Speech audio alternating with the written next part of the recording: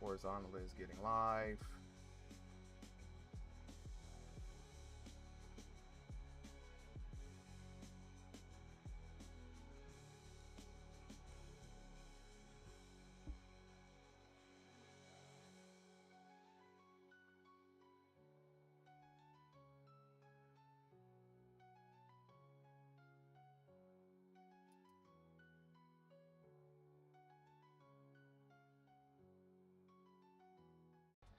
All right, we are now live on all channels. So for everybody who wants to watch a stream production, check it out live on YouTube, horizontal and vertical. YouTube.com/RingsideVR. Same thing on Twitch, RingsideVR on Twitch and RingsideVR on TikTok. So stream is live now. Thank God. Thank God. All right, well, I'm gonna get things started real quick. And where is? All right, everybody can hear me. Yeah, Chuck, we about to start here in a second, bro. Just had to make sure everything was locked in real quick. Oh, snap. Got to come in with the camera angle, guys. You already know what it is, man. Hold up. Let me fix this real quick. Let me fix this real quick. Yeah. Let me get Caster Labs up here so we get to keep an eye on everybody. Dang, hold up. Wait, the horizontal camera not really locking in here. Hold on. Let me get my wonderful face in frame, guys. Y'all, okay. Let me fix the stream type too.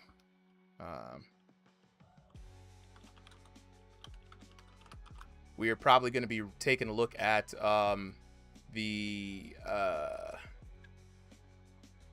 the stream here. Usually we have exhibition nights for the folks who are involved here, but today we're probably going to be calling this the ranked qualifiers. Just kind of move that down like that. Ranked qualifiers night tonight, guys.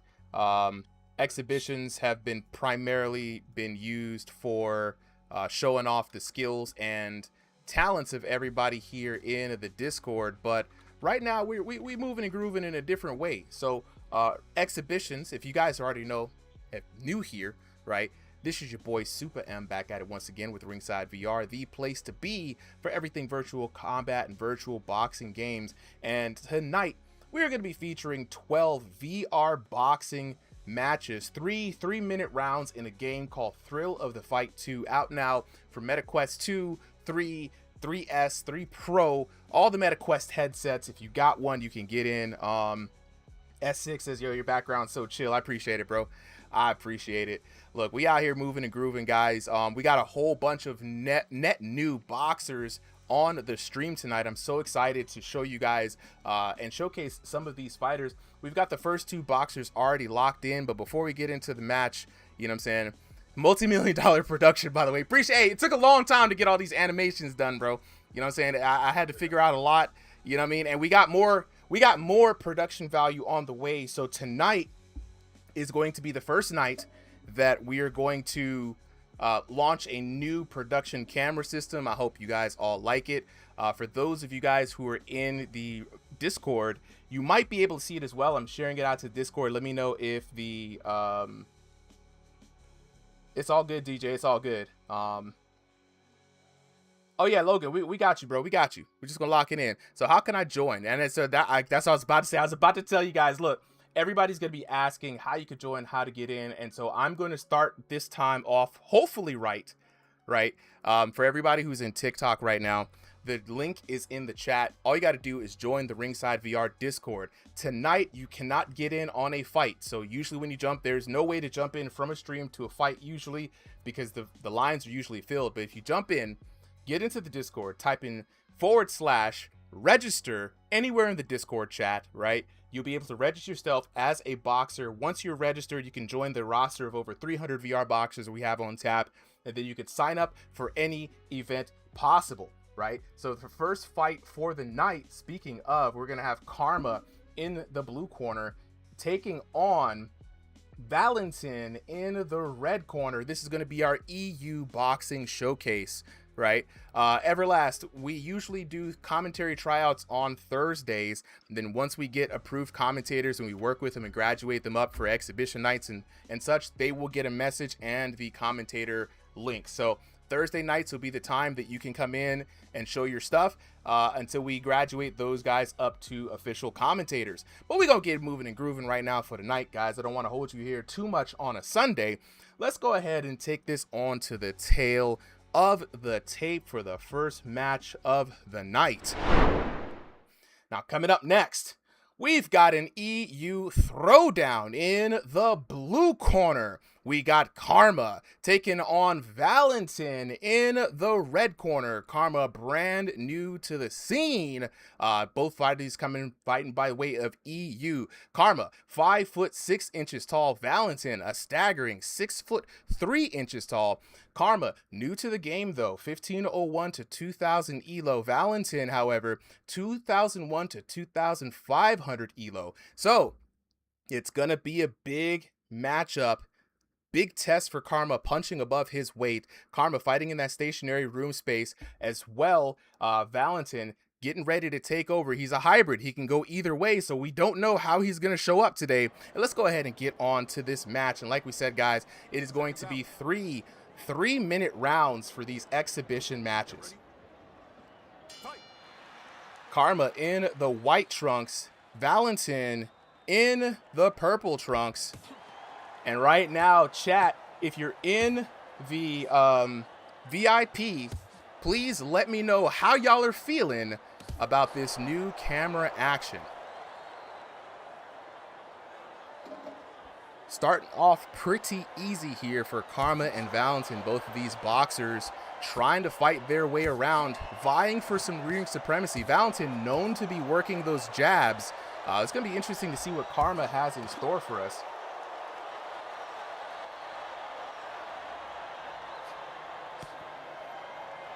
Karma trying to fight his way in. Valentin using that space. And this is what you got to see from VR boxing, guys. It's very difficult to keep somebody at the edge of a jab the way Valentin does. He's a master at the craft, right? Notice the subtle changes. He's always fighting on that back foot, always trying to backpedal, and always keeping the action locked in and keeping his opponents at the edge.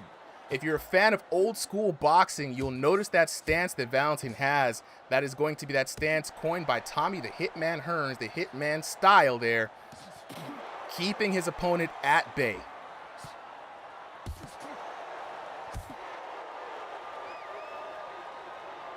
Valentin now locking in. Jabs coming in swinging, and he's going to be using that range of his to try to keep Karma at bay, but Karma doing a good job locking in, getting in on the inside.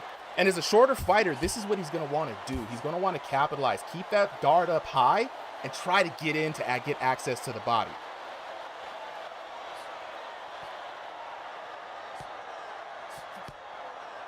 Valentin scything away, working to keep his opponent at bay. Nice uppercut there by Valentin.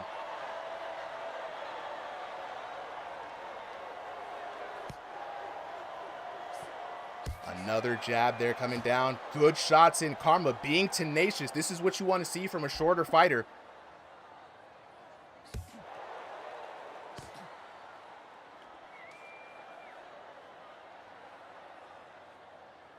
The scythe going, 36 seconds left here on the clock. Valentin trying to whip the jabs, and I like the patience coming in from Karma. Most VR boxers kind of buckle under this kind of pressure from long range, and I like what he's doing. He's keeping his hands up, he's keeping his wits about him, measuring the distance, looking for his time to strike, and that's what you want to do, because once he gets in on the inside, Karma has a knack for really tearing up the body, going for some head movement, getting pinged with some jabs. Good accuracy there from Valentin.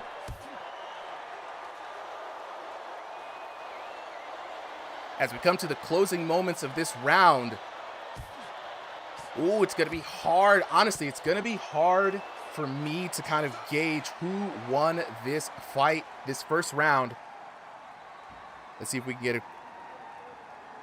Ooh, looking at the punch totals here, there's going to be a tale to be told here. Valentin, 46 jabs to 2 there from Karma. Karma not really landing a lot of shots very cleanly, having a hard time. And like we said, that's going to be the hallmark of Valentin here in the red corner. Scything it out, keeping his opponents at bay. Now, this is three-minute rounds, guys. You know, so Karma, this is just the adjustment round. I mean, the discovery round, rather. We're heading into the adjustment round here, and it's going to be up to Karma to really try to lock in and figure things out, man. And I really think the key to victory for him going into this round, if he could make an adjustment, is going to be to keep those hands high. A high guard is definitely what he needs. Valentin, not only the taller boxer in this match, right, but he's got a deadly wicked jab. And so what that is going to be a little bit of the puzzle here for Karma is he can't keep those hands down where they at. It's basically like he has no guard, because Valentin is just going to be able to shoot shots right up from over the top.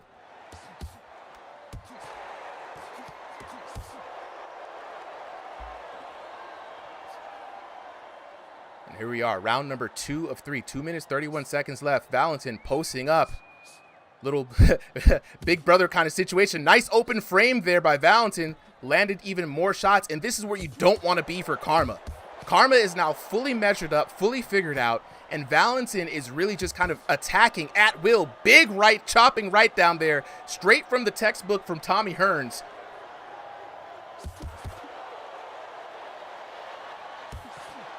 But Karma, brave as he is, finding his way, still trying to make his way through, being tenacious, but he's got to be careful. Valentin is going to be sitting out there with that scythe, trying to detract. And the interesting thing about this scything kind of jab that he has, it's coming down from the lower visual point from Karma. Karma's not even able to see the tells quite frequently from the jabs that Valentin is putting out. And so this is going to be just one of those extra kind of situations where, you know, Karma has to just have more situational awareness in this round. And again, swing and a miss there from Karma. Valentin, nice big chopping right there again. And this is going to be a huge problem for Karma if this kind of punishment keeps up. Valentin feeling like Mashiba coming in the chat. Absolutely. And that's what I was saying, guys. Valentin is a huge fan of Tommy the Hitman Hearns. And if you are somebody who watches Hajime no Ippo, Mashiba is basically made, that was who inspired that particular character in the anime, right? Every move that he uses actually happened in real life, and it really favors a lankier fighter, somebody with good hands, good speed, good accuracy, and it's going to be something that, man, I don't think Karma's going to be able to overcome in this match. And here we are in the corner. Valentin going to work, teeing off. Karma has to get away. Great work on the outside. Valentin not one to stay in danger, even when he has the advantage. And here we go, working the body. Karma does not want to be in this situation, guys. 18 seconds left in the second round. Karma trying to buy himself some time, just trying to stay alive here. Oh, and a huge knockdown for Valentin in the second round. That is going to be devastating.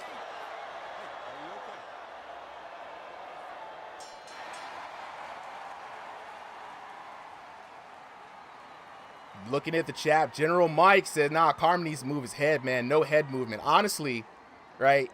King the Hitman Chuck, the coach of Kronk Gym here, dropping in some words of wisdom for him, says, yeah, he needs to use his knees as well. And that's what I'm saying, guys. His guard isn't high enough. He has a little bit of head movement. I see that he's trying to slip those jabs, but Valentin is lightning fast. And look at him in the corner, man. Just hamming it up for the crowd. Let's take a look at some of those punch stats again. And wow, 85 jabs landed. Pure technique here. Total of 160 shots to 31 for Valentin. And it is just looking like an absolute field day for the young man. Having a good run. And what's happening is Valentin is one of our premier fighters here in the EU. The big tester, the big wall for everybody in the EU division that wants to come out here right now. So this is one of those situations where you got to just put up. You got to learn. And we always say this, man. You got to get washed to get clean. Right? L's stand for lessons instead of losses, especially here in these exhibition matches. But right now, we're here in the third and final round. Karma in the white trunks, Valentin in the purple trunks, and Valentin having Karma backed up into that corner again. Looking to dole out the punishment, and this is not where Karma wants to be. Karma has to get out of the danger zone here in the corner. Trying to move his knees, trying to move, but what he needs to do is pivot out and get his back away from the corner. And what's really saving him right now is that Valentin is not one of those fighters who wants to brutalize his opponent in the corner. He will back up and give you some breathing room because he wants to play this distance game. But here we go. Valentin putting on more pressure here as the 2-minute bell has to hit. And out of the ring goes Karma.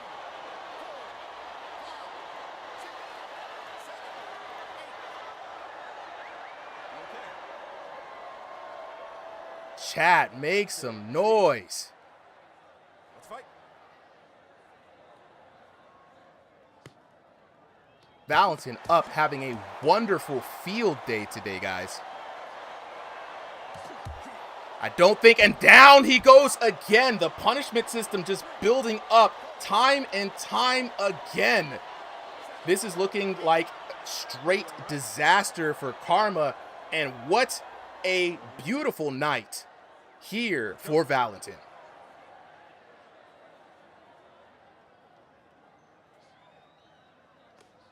Two knockdowns now, 1 minute and 17 seconds left in this round. Valentin has a lot of headroom to work for a glorious TKO. Karma in a lot of trouble and a world of hurt, not able to figure it out. This is what he has to do now. He's just going for the fences and swinging. He says, look, if it's going to be damage, that's what I got to do. But hey, Valentin has full control of this matchup. Crowd in the back, the virtual crowd going wild. And there it is, TK over for Valentin.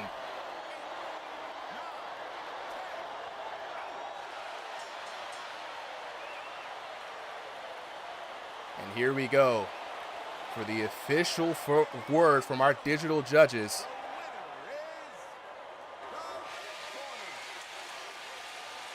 And there he is, Valentin, the champ. Let's take a look at some of these stats here, looking at the details of this match. A staggering 206 shots landed for Valentin there, to the 40 for Karma. 10-9, 10-8, 10-6 for 30-23. One knockdown in the second round, 3 knockdowns in the third round. Looking at the damage here, man. Absolute amazing damage for Valentin. 1740 to 229. 1887 to 276, 1407 to 180 for probably the biggest disparagement of totals that we've seen.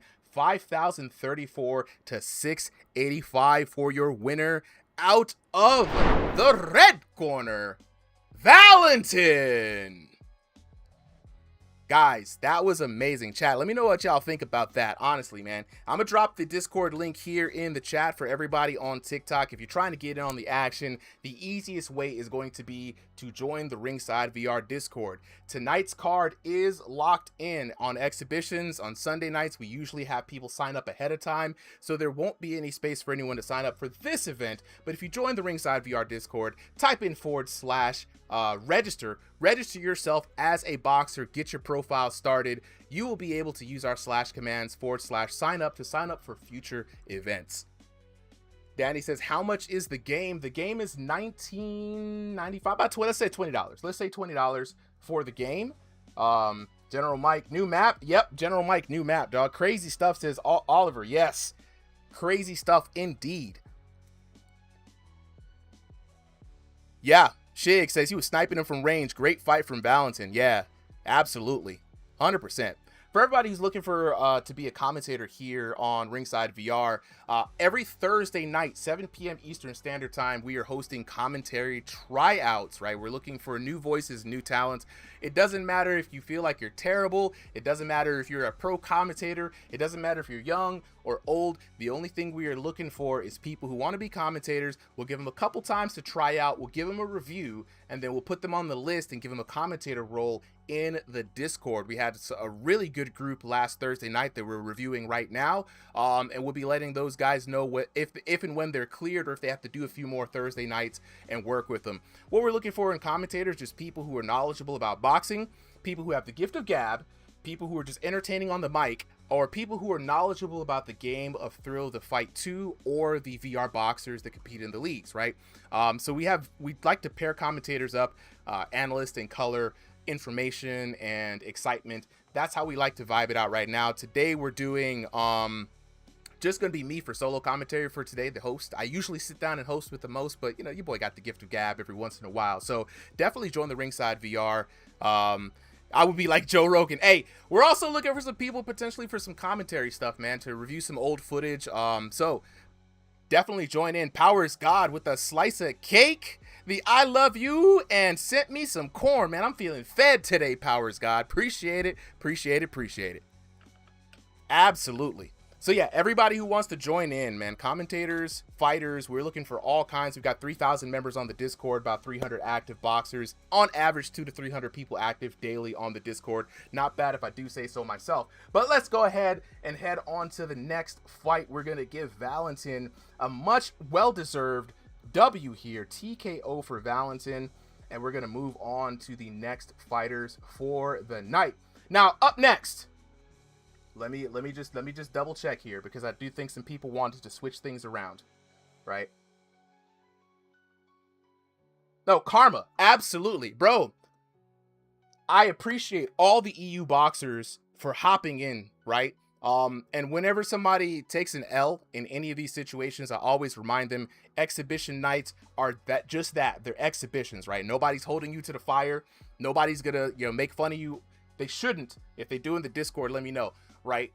This is for you to showcase yourself, all for new fighters, and sometimes you never know who you're going to run into. And so I'm so glad you took up the mantle.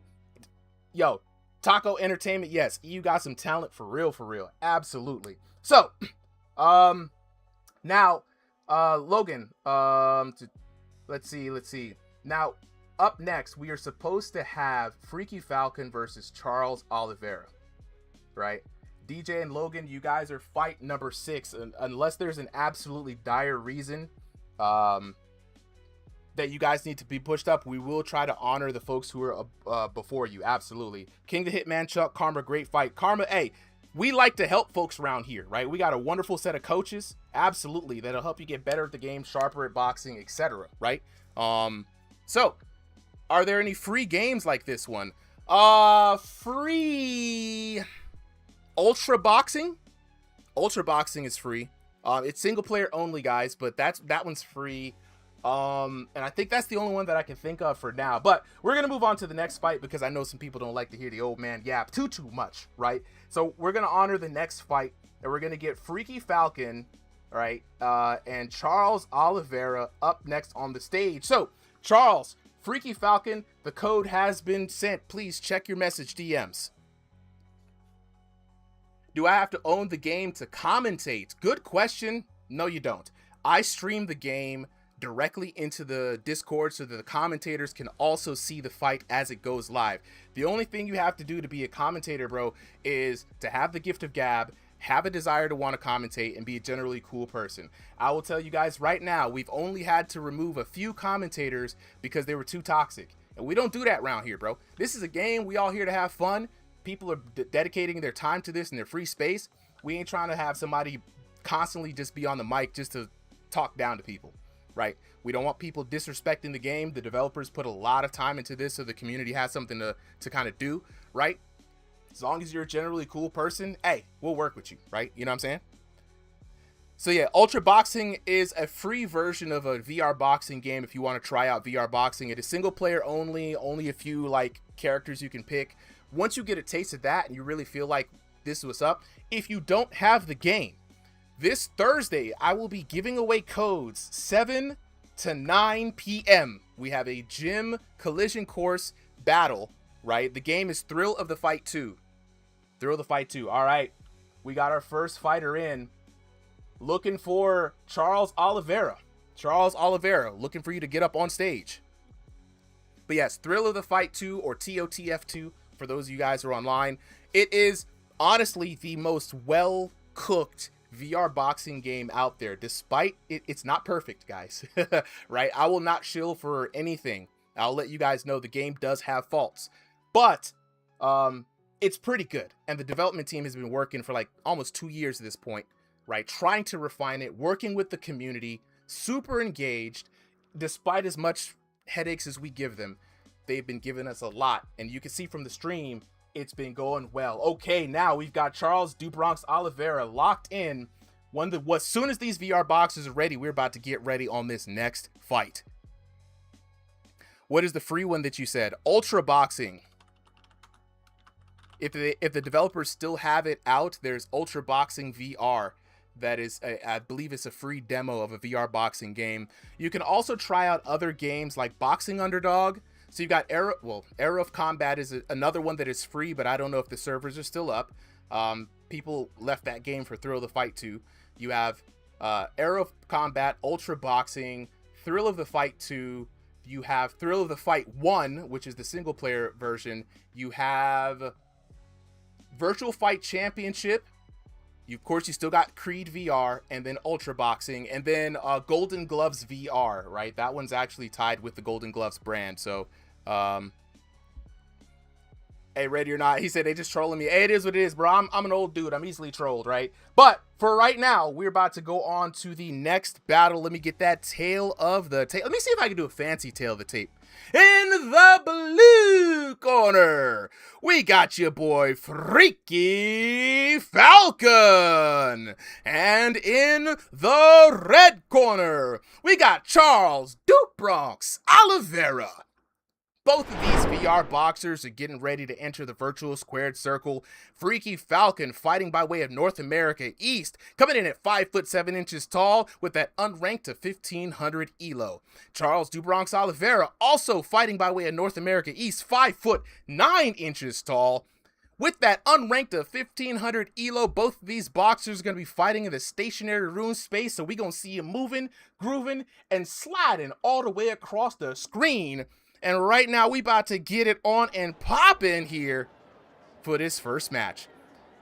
Freaky Falcon is going to be in the yellow trunks with the red gloves. Charles Dubronx Oliveira is going to be with the gold trunks with the black trim. Both of these VR boxers ready to go. Now, Charles Dubronx Oliveira, Freaky Falcon, neither one of these guys are strangers to Ringside VR. They've been boxing here for a long time right now. So we're going to be able to expect a high-paced battle right off the rip. And as you can see, the virtual gloves are flying.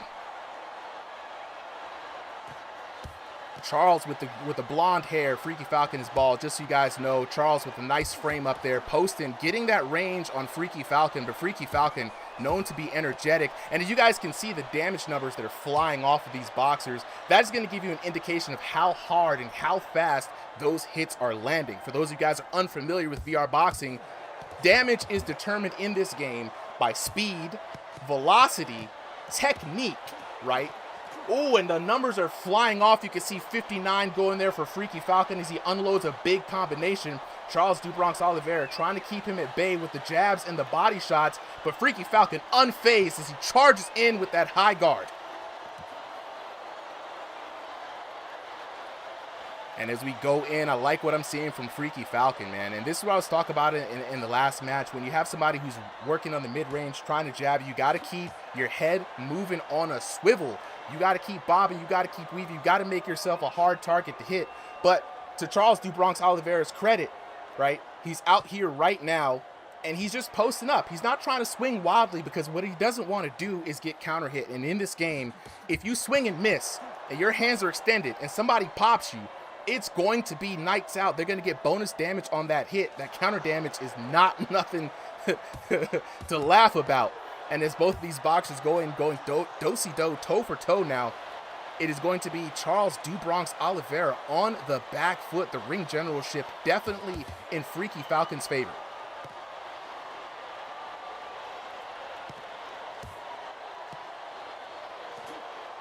Nice jab there from Oliveira.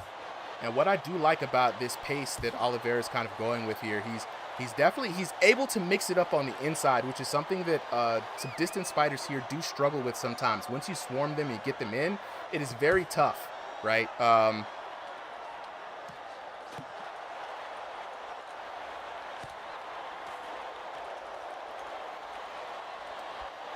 Here we go. Nice duck there.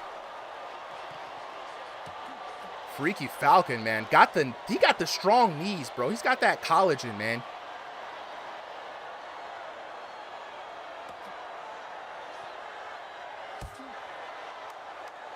I like what I'm seeing here from Freaky Falcon. 7 seconds left in on the end of this match, and this is honestly an explosive match, to be honest, guys.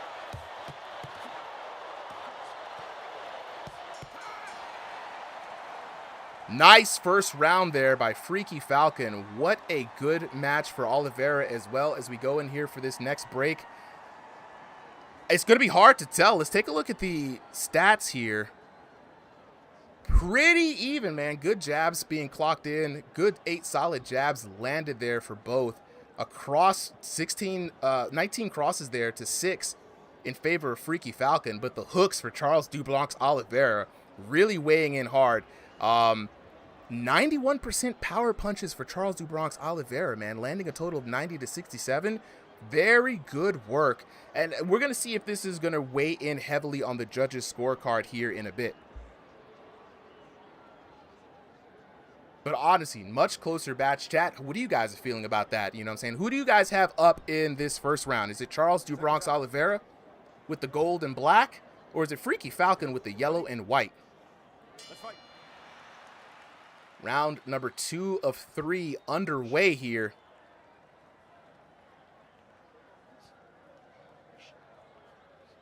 And this is usually what we call the adjustment routes, guys. In this round, it's usually for, you know, you've seen your opponent for a whole match. They've shown you some of their cards. You've shown some of yours. Maybe a few secrets are held, but usually got the good measure of a man. Nice counter jab there by Charles do Bronx Oliveira.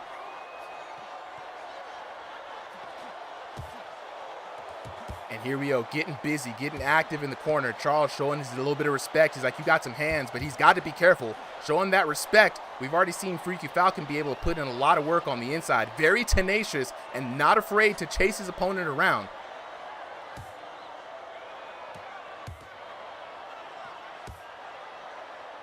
And what's crazy is usually fighting somebody like this is very frustrating for someone like Freaky Falcon, right? And you can see him backing off. He's not willing to play that game with Charles do Bronx Oliveira anymore. And Oliveira playing a little rope-a-dope, a little do-si-do, trying to bait him in. And what's crazy is, like, Charles is getting busy on the back foot. Freaky Falcon is getting in there, but I don't think he's landing all the shots that he wants to land. Oh, nice right hand there. And it's just really the excellent head movement I like to see on display here from Freaky Falcon. Very exciting.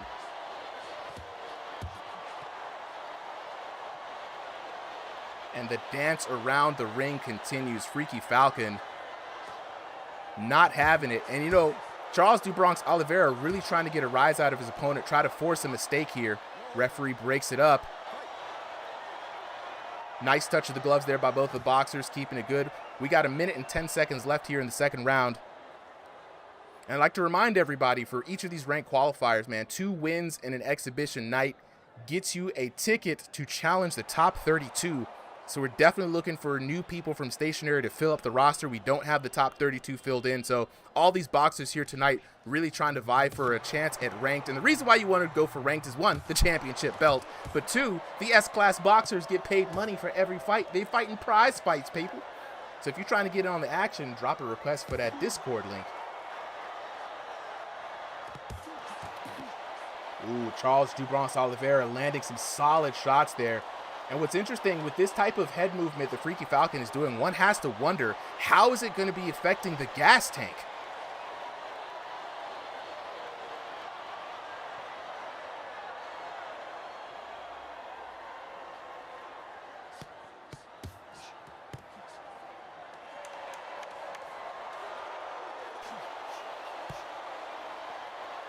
Ooh, locking in here, last 4 seconds of the match. And an absolute firefight continues here in the virtual squared circle on Ringside VR. Shout out to the cameraman with the above camera view, man. Looking at a beautiful aerial view of the Philly Parkway Stadium at night here. That boy, Charles do Bronx Oliveira, Freaky Falcon in the corner. Let's take a look at the punch stats. And such a close match. I mean, Charles do Bronx Oliveira just edging out over Freaky Falcon. And don't worry about the VR jank, guys. Sometimes somebody looks like a little weird like that just because they took off their headset. That's all it is. You know what I'm saying? But 171 punches total to 119, 84 to 82% power shots. Man, the overhands flying in from Charles do Bronx Oliveira in that last one. Freaky Falcon, though, working the jabs, the crosses, keeping it tight. But, I mean, look, the hooks and the overhands on Charles do Bronx Oliveira's side are going to lead to overall more damage, and that's going to weigh heavily on the judges' scorecard if this goes past the third round. Speaking of third round, here we go. Round number 3 of 3 here. Charles do Bronx Oliveira with the gold and with the black trim. Freaky Falcon, yellow trunks with the white trim. And we're here, rocking and socking. This time, Freaky Falcon wasting no time getting into that uncomfortable zone of Charles do Bronx Oliveira. But Charles do Bronx Oliveira, man, just looking very comfortable overall. Really not getting phased or frazzled here by the onslaught for Freaky Falcon, maintaining a lot of control, and I like what he's doing with that lead hand. A lot of boxers in VR have a difficult time posting up because they leave that hand out and then they just get clobbered, right? This time around, Charles do Bronx Oliveira combining that with very good movement, able to maintain the distance, and now I think he's got Freaky Falcon on notice, guys. Chat saying, didn't know Charles was a boxer. Absolutely, Valentin, bro. Take it easy, man. Good fight tonight, bro. Nice movement there from Charles do Bronx Oliveira. No wasted energy. Dodging when he needs to, slipping when he needs to. And also, man, just, again, just using his footwork very well.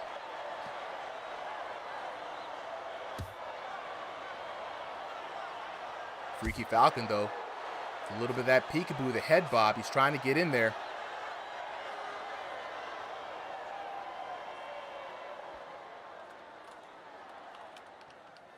And a little bit of pause here from both these boxers.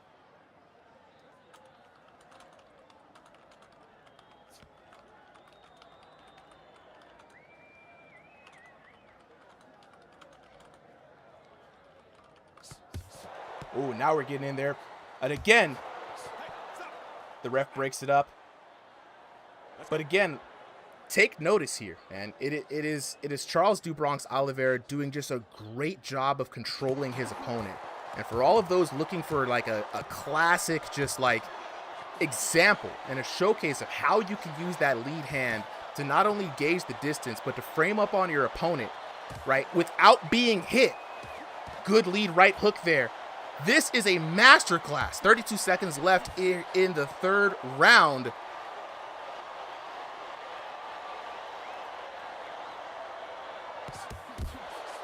Freaky Falcon trying to get some shots, but again, being exposed every time. Charles do Bronx Oliveira really landing in those shots. Good accuracy. Big 53 landed. And I think one of the big things that's saving Freaky Falcon right now, never mind, I was about to say what was going to be saving Freaky Falcon was because Charles do Bronx Oliveira is kind of taking his time, but is the damage over time, the death by 1,000 cuts, finally leading to a well-earned knockdown here in the third round, and Charles do Bronx Oliveira celebrating, rightfully so.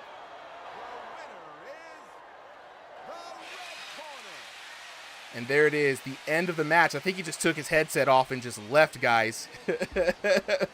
30 to 26. Let's bring up those punch stats again. 10-9, 10-9, 10-8 for Charles do Bronx Oliveira. That knockdown in the third round was what sealed the deal. 14:57 to 12:17 in that first round. Very close, but edging out for Charles do Bronx Oliveira. 12:24 to 11:45, and then 15:53 to 9:59 with that knockout for a grand total of 4,234 to 3,321 for your winner. Out of the red corner, Charles do Bronx Oliveira. Chat's going wild. Chat is going wild. I'm about to lock in with y'all real quick, man. Got to check in on my YouTube fam. YouTube, where y'all at, man? I see y'all up in the chat. Let's go. Let's make some noise. And here we go. Here we go. Thrill of the Fight 2, man. How do you qualify? How do you qualify? It's very simple. So that is Cairo in the chat here on YouTube. How do you qualify?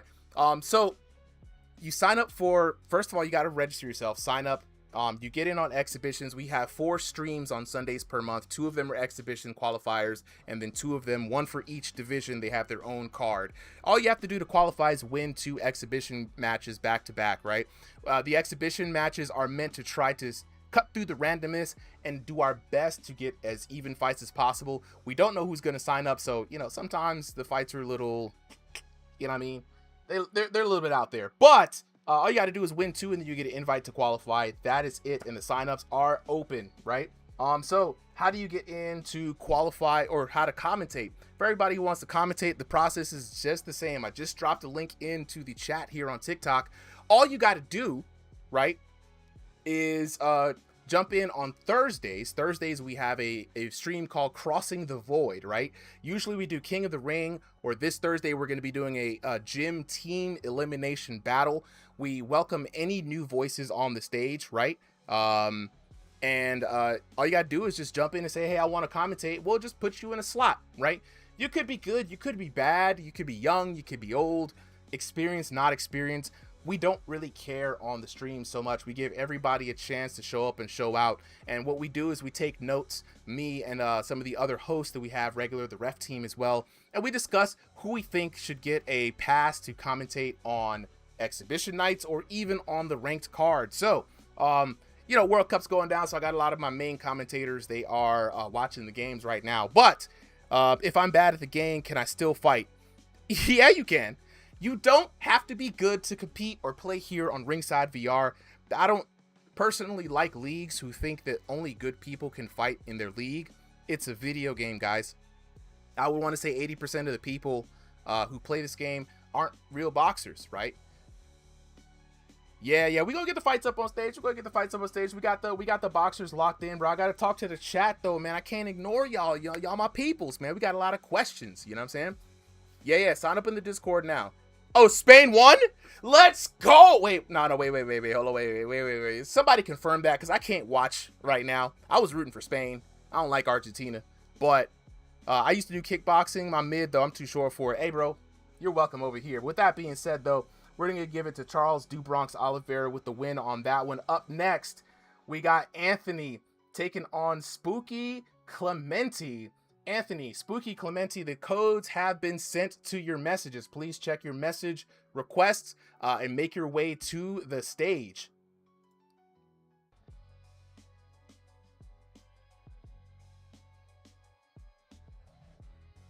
All right. He's edit says, how far are the skill differences? Oh, Spain actually won, guys? Are we serious?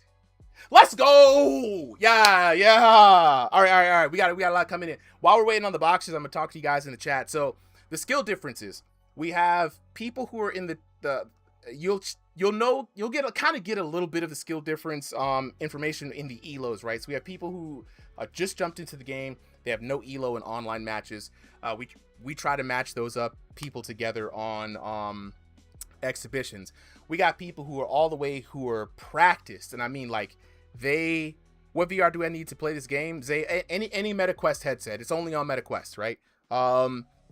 Is this game free on Oculus Quest 2? It is now $19.95. It's now $20. It used to be $10, but they just launched live, added a single player mode and a whole bunch of stuff. So, you know, it's there, right? Anthony, yeah, run the fade. Speaking of Anthony, Spooky Clementi, you guys are up next.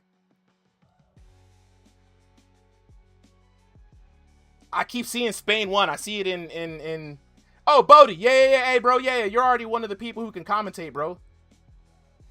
Yeah, you're already up on the list. Bro, I've been trying to get your attention in Discord this entire time. Bro, you know, I got to pay attention to the chat, bro. I'm looking at like 20 screens. It's all good. Hold on, let me get you mic'd up. Let me get some audio check from you. Audio check. All right, audio check. 1, 2, 3. All right. 1, 2, 3. Yo, all right, TikTok chat. Let me switch AirPods so it sounds a bit better, you know? Yeah. I'm about to say, you sound a little bit muffled. TikTok chat, keep me honest. I just got one of my commentators in today. Welcome, Bodie. You know what I'm saying? What's up? Bodie's Is it one of our better? also one of our S rank boxers too. So you know what I'm saying? Ooh, Bodie knows ooh. ball. You know what I mean? But double check his audio. If you guys hear any static or anything coming from Discord, please let me know. Sometimes static comes through and we have no control over that. With that being said, though, I have now ping. I'm going to now do the ping for Spooky Clementi and Anthony Also, do I Doom. sound better? Yeah, you sound better to me. Awesome. Yeah. If you really need a backup, because I don't think either of them are here, but Nah, we're gonna move if it one on. of them are, We're gonna move in oh, grooving. That okay, whole yeah, if they're both not here, I'm skipping them. So next up, Cobra Boy and Ember. I'm gonna set you guys as the current match, and the code has now been sent. Cobra Boy and Ember, please check your message request.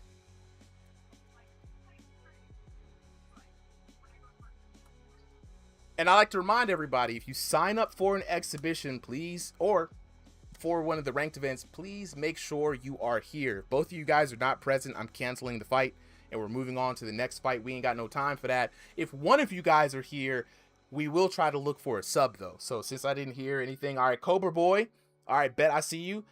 Ember, so Cobra Boy, since you're new, I think you're new, so the first time I'm seeing that name, check your message request on Discord. You should see a message from the Ringside VR bot. It will contain the code for the match. Please jump into the lobby.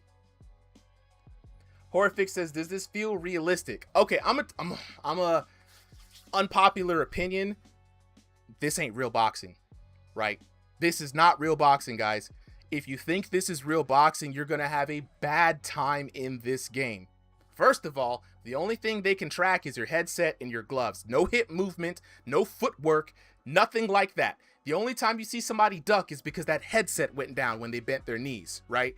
With that being said, this is a approximation of boxing, right? You will have to learn how the game wants you to punch, how the game wants you to play.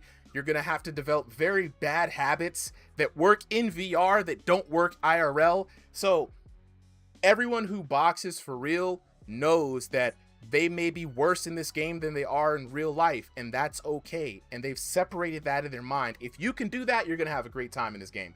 And if you can't, and you're one of those people who like, this ain't real boxing, bro, you're just gonna be frustrated. I don't know what to tell you, man. It's a VR game, right? This is like advanced Wii boxing, guys. And if you expect anything more out of that, you're gonna be disappointed. dude. You know what I'm saying? I'm telling you, this is Wii boxing was the first throw of the fight. All right, It was, bro. It was. Let's be so honest. You know what I mean? But yeah, and I've been trying to. Ember and Cobra Boy. I can't wait for that. This is gonna be fun. All right, just watching Spain versus RT. All right, Cobra Boy, let us know, man. Were you able to find your way? Because we got Ember waiting for you in the lobby right now. I'm checking to see. Oh, we got some good fights after this one too. Oh yeah. Oh yeah. Actually, let me see if I can try and pull up some of those fights for us on the stream while we wait. See, I wrestled and I won in you stayed champ, bro. See, hey, big grats on that, man. Wrestling is not an easy sport to dominate in, bro. The wrestlers, especially the high school level, are terrifying. These kids out here. Oh my god. It's different, bro. Dude, when I used to wrestle, I got killed by like state champions in middle school, bro. It made me quit. Yeah, nah, they don't play. Okay, we got Cobra Boy, we got Ember. They're both locked in. I'm about to get them set up right now. This is gonna be interesting because I haven't seen Cobra Boy fight, and we know how Ember fights. You know what I'm saying? So we've seen him here before, but we're gonna go ahead and take it on to the tail of the tape. I'm gonna try to do it real fancy this time. In the blue corner, we got Cobra Boy taking on that man Ember in the red corner. Both of these VR boxers locking in tonight. The virtual squared circle. Cobra Boy fighting by way of North America East. 5'5" tall with a 1501 to 2000 elo. Then he's taking on Ember, fighting by way of North America East with a height of 5'10" tall, also 1501 to 2000 elos. Both of these boxers in room scale too. That algorithm is doing good, man. Cannot wait for this next fight. I'm joined by my co-commentator, Jack Bond. Bodie. Sorry, I'm about to say Jack Bond. My bad, bro. Damn, I deserved it. I deserve it. I disrespected you. I deserve it. Hey, look, we got Cobra Boy in the blue trunks, Ember in the white trunks, and I'd like to remind, dang, Cobra Boy off the jump. Hey, this boy ain't playing. Off the jump, he ain't playing. Landed a quick 2 shots and just decided, all right, then I'll touch the glove. But here they go. Ember having the reach advantage, but Cobra Boy, he seems to be a bit faster. Yeah, now Cobra Boy is ready for that one, bro. I ain't never seen somebody pop up off the jump like that in a long time. Yeah, but it's looking like Cobra Boy, he's avoiding a lot more. But Ember, he's dealing more damage. It's the experience, man. You know, Ember's been here for a long time, so I suspect that Ember has already figured out how to do damage in this game. Cobra Boy seems like new. He seems fresh. He seems full of a lot of energy, but maybe a little bit more unrefined. But the match will let us know for real, for real. It definitely will. And I just want to point out, Cobra Boy is definitely outlanding Ember. But if Ember can just start figuring out how those shots are landing, when they're working, he's going to start doing more. And I think in the second round, he'll be coming out a lot better. Yeah, Ember has always been a slow starter, too. You know what I'm saying? When he figures it out, right? But he really does stick true to the code of first round discovery round, second round adjustment round, third round. That's when you go for broke, right? So I'm looking to see Ember really take this first round and study his opponent and get the measure of him. But he's got his hands full because this boy, Cobra Boy, is swift, bro. He is. I'm loving the head movement. He's staying off the line. Every time he throws, he's throwing something back as a counter. So it's always an exchange. Whoever does more damage is winning it. But it's so far been Cobra Boy. Yeah, I think I got Cobra Boy up in this first round so far. Again, you know, it's looking like it might be a 10-9 round, a minute and 12 seconds left here. And, you know, but again, just the first round, you know. They're looking at the damage, Ember landing a clean 50 there. Ember does have slightly heavier hands. There's a few random big shots there from Cobra Boy. Yeah, he's not very consistent, but he's still landing well. He's outlanding Ember. We saw earlier, Ember, though, had a quick streak with those hooks, landing quite well, just not doing the big damage that we want him to be doing here. Yeah, he's really got to find his pace if he wants to have a lot of success and just improve that consistency. And if he can shore that up, that plus, I don't know how much gas Cobra Boy has in the tank, right? His style seems to be high energy, high pace. And if he could keep this up for 3 rounds, he's got Ember, because we know Ember might slow down towards the 3rd round. Yeah, that is very true. But you just always remember, a lot of people playing this game are of the younger, like below 18 range. So it's a lot easier for them to keep going for all this because they got that young kid energy, man. It's something. I know it. Yeah, right. Dang, hold up. Big exchange here. Last couple of seconds, bombs being landed. Ember getting that last final shot, stunning Cobra with a 64. Crazy exchange to end it off, but I still think Cobra took it. Yeah, no, it's crazy. It's crazy. And let's look at the punch stats here. Cobra Boy, like you said, look at the jabs. 23 jabs to 8, 10 crosses to 0, 17 hooks to 28. Ember getting those hooks in, and a lot of that was hit there at the end of the round, right? But it's 89 shots total for Cobra Boy to 68 from what our bot is picking up. And just like you said, he was just landing more opportunity to score more damage, and you know the game really favors that damage, bro. Exactly. I mean, this is the phrase Super has said. If you want to save for us, you can't leave it to the judges. You gotta find something. You gotta find a knockdown. You can't leave it to the cryptocurrency, you know? Seconds out. Yep. They're corrupt. They're easily bought and paid with Bitcoin. But here we go. Round number 2 underway.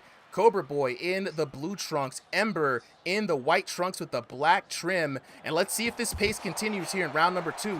I mean, if you were looking for the adjustment, right? Let's talk about Ember, man. What adjustments does he need to make in this round in order to turn things around for him?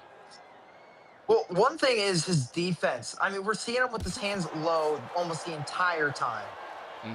If he just raised those hands up, started to block a little bit more, but here he is, he's landing big. Woo!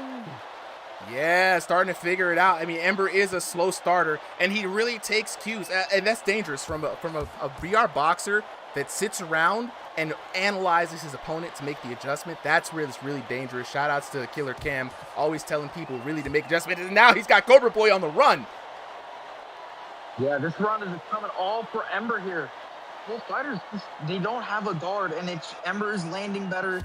He's using his head movement out, getting into the second round. Nice, quick hook coming in. But he's getting hit, and he's saying, that ain't doing nothing, and he's stepping in and delivering his own. Absolutely. Man, big shots coming here. And Ember, it's like the what is that old story, the tortoise and the hare? You know, Cobra Boy slowing down a lot, I've noticed, from the first round. I think he was giving a little bit too much gas there. Well, I think you're right about that. But at the same time, I think it could just be that Ember is landing bigger. He's getting scared, getting nervous. Yeah, you know what? When you start seeing those big red flashes coming through, nothing makes a VR boxer respect you more than you being able to put on that damage. Exactly, especially after dominating a first round, which Cobra did, to then getting hit a crap ton with high damaging shots. It's gonna make you respect him. Absolutely. 56 seconds left here in this second round, and already what a turnaround for Ember, taking full control of this match, landing a big set of shots there. Cobra Boy put on notice, big respect. He doesn't know what to do, and this is where the measure of a boxer really comes in, that when someone makes the adjustment, what's your second gear? What's your backup plan? It's very true, and it doesn't look like Cobra really has one, but I'm seeing him do a lot more one shot and get away instead of the exchanges we saw in the first round.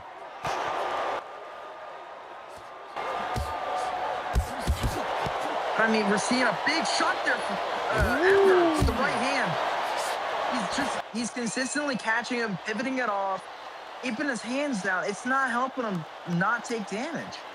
Yeah, and we see this a lot with VR boxers. And again, we got to remind everybody that you're not really hitting anything when you're. This is basically competitive shadow boxing, right? For funds, right? Round number 2 coming to a close here, and your arms are gonna get tired, right? Especially when you're punching with the punch volume that Cobra was landing in the first round. When those hands start dropping, it's going easy shots for your opponent, right? And a lot of people work on that. And let's take a look at the stats here. 153 shots total to 134. Cobra Boy still putting out those punches, right? But Ember, 93% of his shots were power shots. Those hooks have been putting in work. The overhands have been putting in work. That is going to weigh heavily on the damage, because while Cobra Boy has a lot of jabs, a lot of crosses leaning on those straights, we already know that, look, those aren't your power shots, right? You know what I mean? And unless you can follow up the jabs in this game with some sizable power shots, it's not going to mean much for you. Exactly. And it's another aspect you could take from IRL boxing. That jab, though it may not be powerful, it's such an important tool for setting up those power shots. Maybe hitting up to the head, going down to the body after with a hook, or just doing a 1-2. It sets you up for much bigger things. And it's a fundamental every boxer has to learn. And that's the one thing, even though we say, hey, this is just a video game, right? Not a boxing simulator, right? That is one thing that does ring generalship, ring IQ, fight IQ, strategy does still translate very well, right? So just very good habits. The person with the worst habits and the worst conditioning usually loses. I'm not going to lie.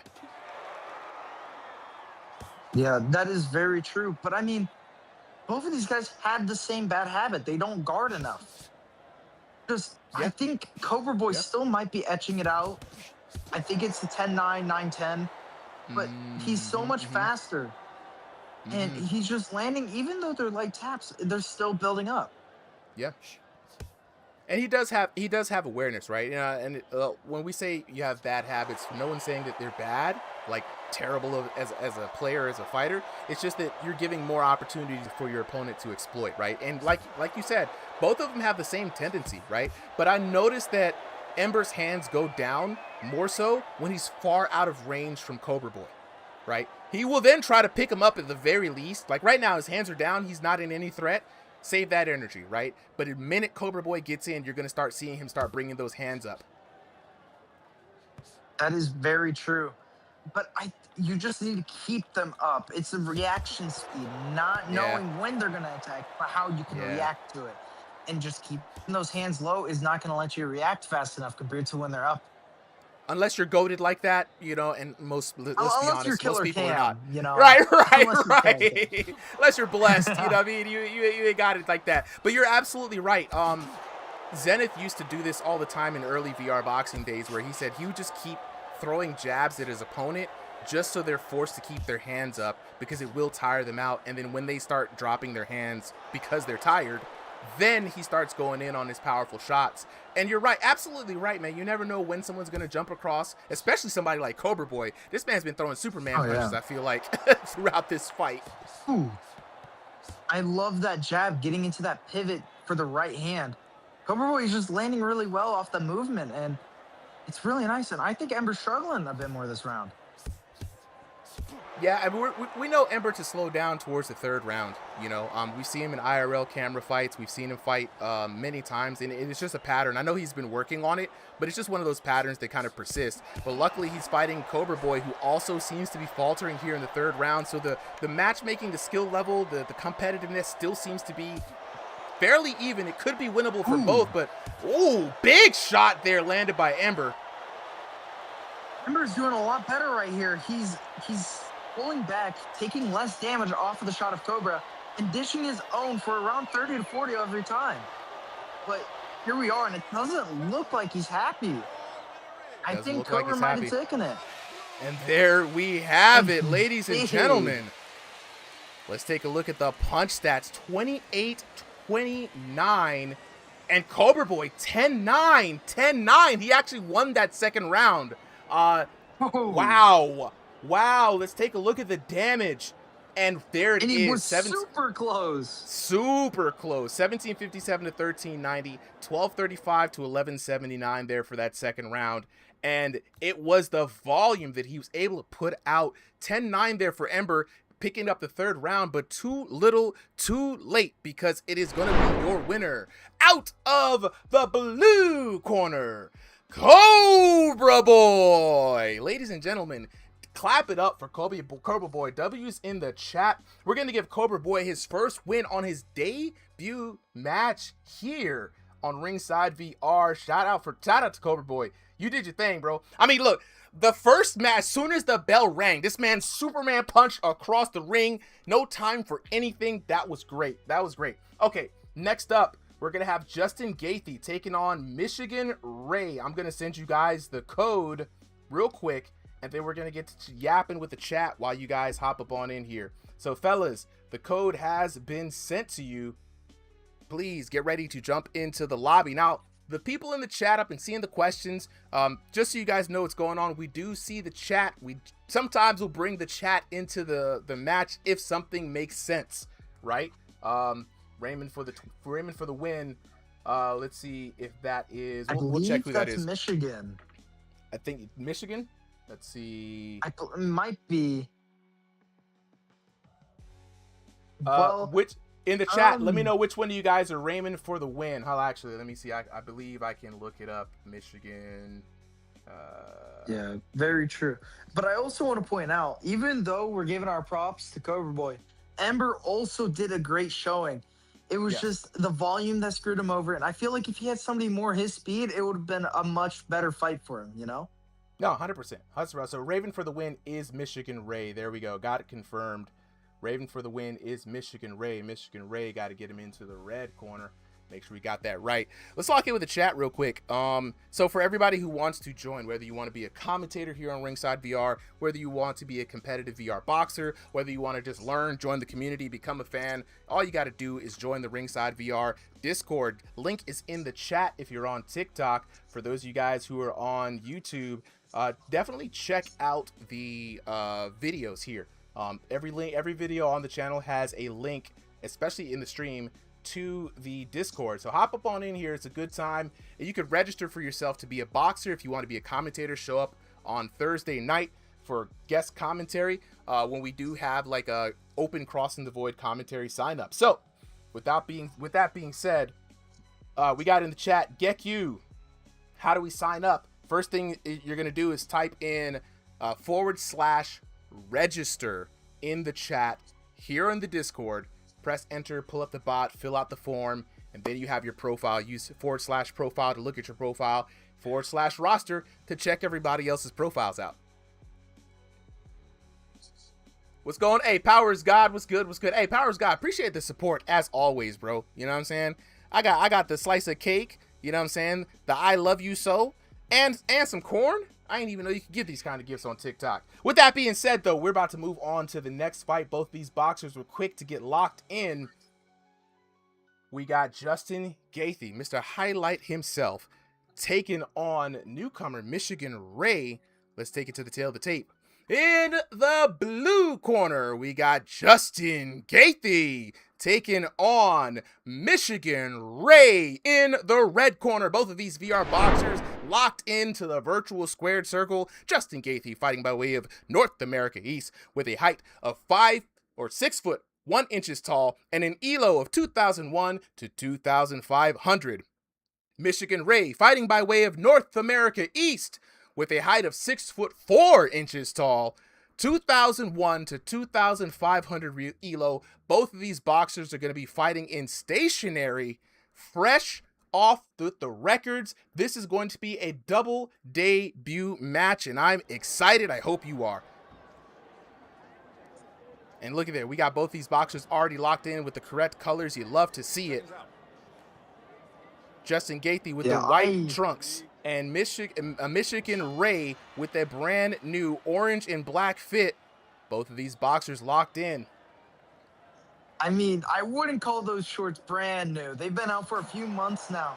But if we're talking brand new, it's these two fighters. I'm pretty sure they're both debuting, if I'm correct, right? Absolutely. Absolutely. Both with fresh records here. That is awesome to hear. So this is a win or lose for a debut. This could be a great showing if you win this fight, dominantly, especially.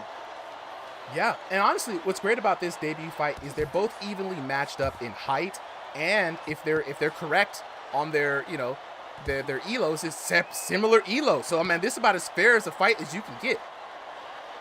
Yeah, but the reach difference, I'm seeing it. Gaethje having a lot shorter arms than Michigan. This could be a huge downside for him because he's got to step in. And since they're both stationary, you really can't step in as fast as you wish, you know? Yeah. And here's a little bit of ball knowledge for those of you guys who are new to VR boxing.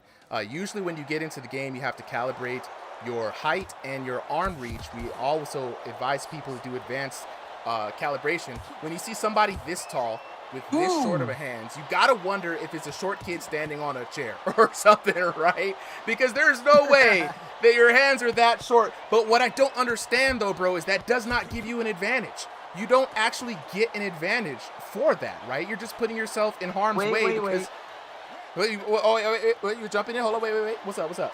Yeah, so the one thing about having shorter arms is Oh, you cut out there for you know how Discord is. You cut out there for a second. Oh, and I think we lost him. I am sorry about that. My grandmother called, so. Oh, you're good. You're good. Okay. Yeah. Back to the short arms. So the shorter arms, though they don't help in the range aspect, if you can work your way inside and dish out damage that way, your body effort tends to be a lot higher, especially if you have longer arms because they move a lot quicker than your longer arms would. So it's still something to look out for. But if it's really his height, he's built for that power punching inside work. I mean, and also I need to go help my grandma. So I will help grandma out, man. If grandma needs some help, shout out to the grandmas. You know what I'm saying? We got to look after them. You know what I'm saying? But man, back into this action, 20 seconds left in on the clock. Michigan Ray putting in work. Justin Gaethje trying to get in on the inside. But Michigan Ray looking pretty slick, though, if I do say so myself. Saying to stand on business last 10 seconds here. And they go to war. Battling back and forth. This is going to be a big match. And down goes Justin Gaethje. Falls for the bait. The classic VR stand on business bait. Anytime somebody says stand on business, you know they're confident and they're about to knock you out. Do not take the bait. Hook, line, and sinker. down goes Justin Gaethje, and let's take a look at the stats. In Michigan Ray, just 4 punches ahead in the punch totals. I mean, they were neck and neck, almost even. Michigan Ray probably could have came out with that with a 10-9, but it would have been debatable. But now with that knockdown, puts him square in the lead. Yo, Kari says, hold on, why they actually boxing though? Hey, it's VR boxing, baby. There's no button presses here. There's no pre-canned combinations. If you can't throw hands, you gonna get knocked out. That's how it works here. Get your MetaQuest 3 headsets ready. You know what I mean? Go ahead and jump on into the action, brodies. Like, this is crazy right now. And this is a debut fight for both of these fighters here in these ranked qualifiers, exhibitions. Here we go. Round number 2. And now with the head movement, Justin Gaethje. Round number 2. This is a 2 of 3 right here. We have 3 3-minute rounds here for exhibitions. Now, even though he's down because of that knockdown, don't get it twisted. That could be just a fresh cup of coffee that Justin Gaethje needs to wake up. This is the adjustment round. In the last round, Justin Gaethje discovering that he should not stand on business when told to do so. Right? You fight on your time and not the opponent's time, and here we go. Now, Justin Gaethje still has a good keys to victory. They were pretty even in the punch totals in the last round. Right now, he just got to lock in, right? Really get that accuracy. But really, one thing that is really hurting him right now is the short arms. He's just not able to land, even with the head movement here for Michigan Ray. And Michigan Ray with those long arms just being able to strike at will. I'm actually surprised that he was only 4 punches ahead in that last round. Mikey says with the T-Rex arms. We got a little bit of discourse in the chat. Cobra Boy and Ember going in. Hey, Cobra Boy, Ember, if y'all want to run it back again, definitely next week, run it back again. But let's lock back into this match right now. Michigan Ray in the orange and black trunks. Justin Gaethje in the white trunks with the black trim. And back forth we go. And this is a big turnaround. This time, Justin Gaethje trying to turn up the damage here on Michigan Ray. And I like what the switch up of the strategy here. You don't want to fight Michigan Ray on his terms. You definitely want to bring the fight in to your terms. With those shorter arms, he's got to get in on the inside.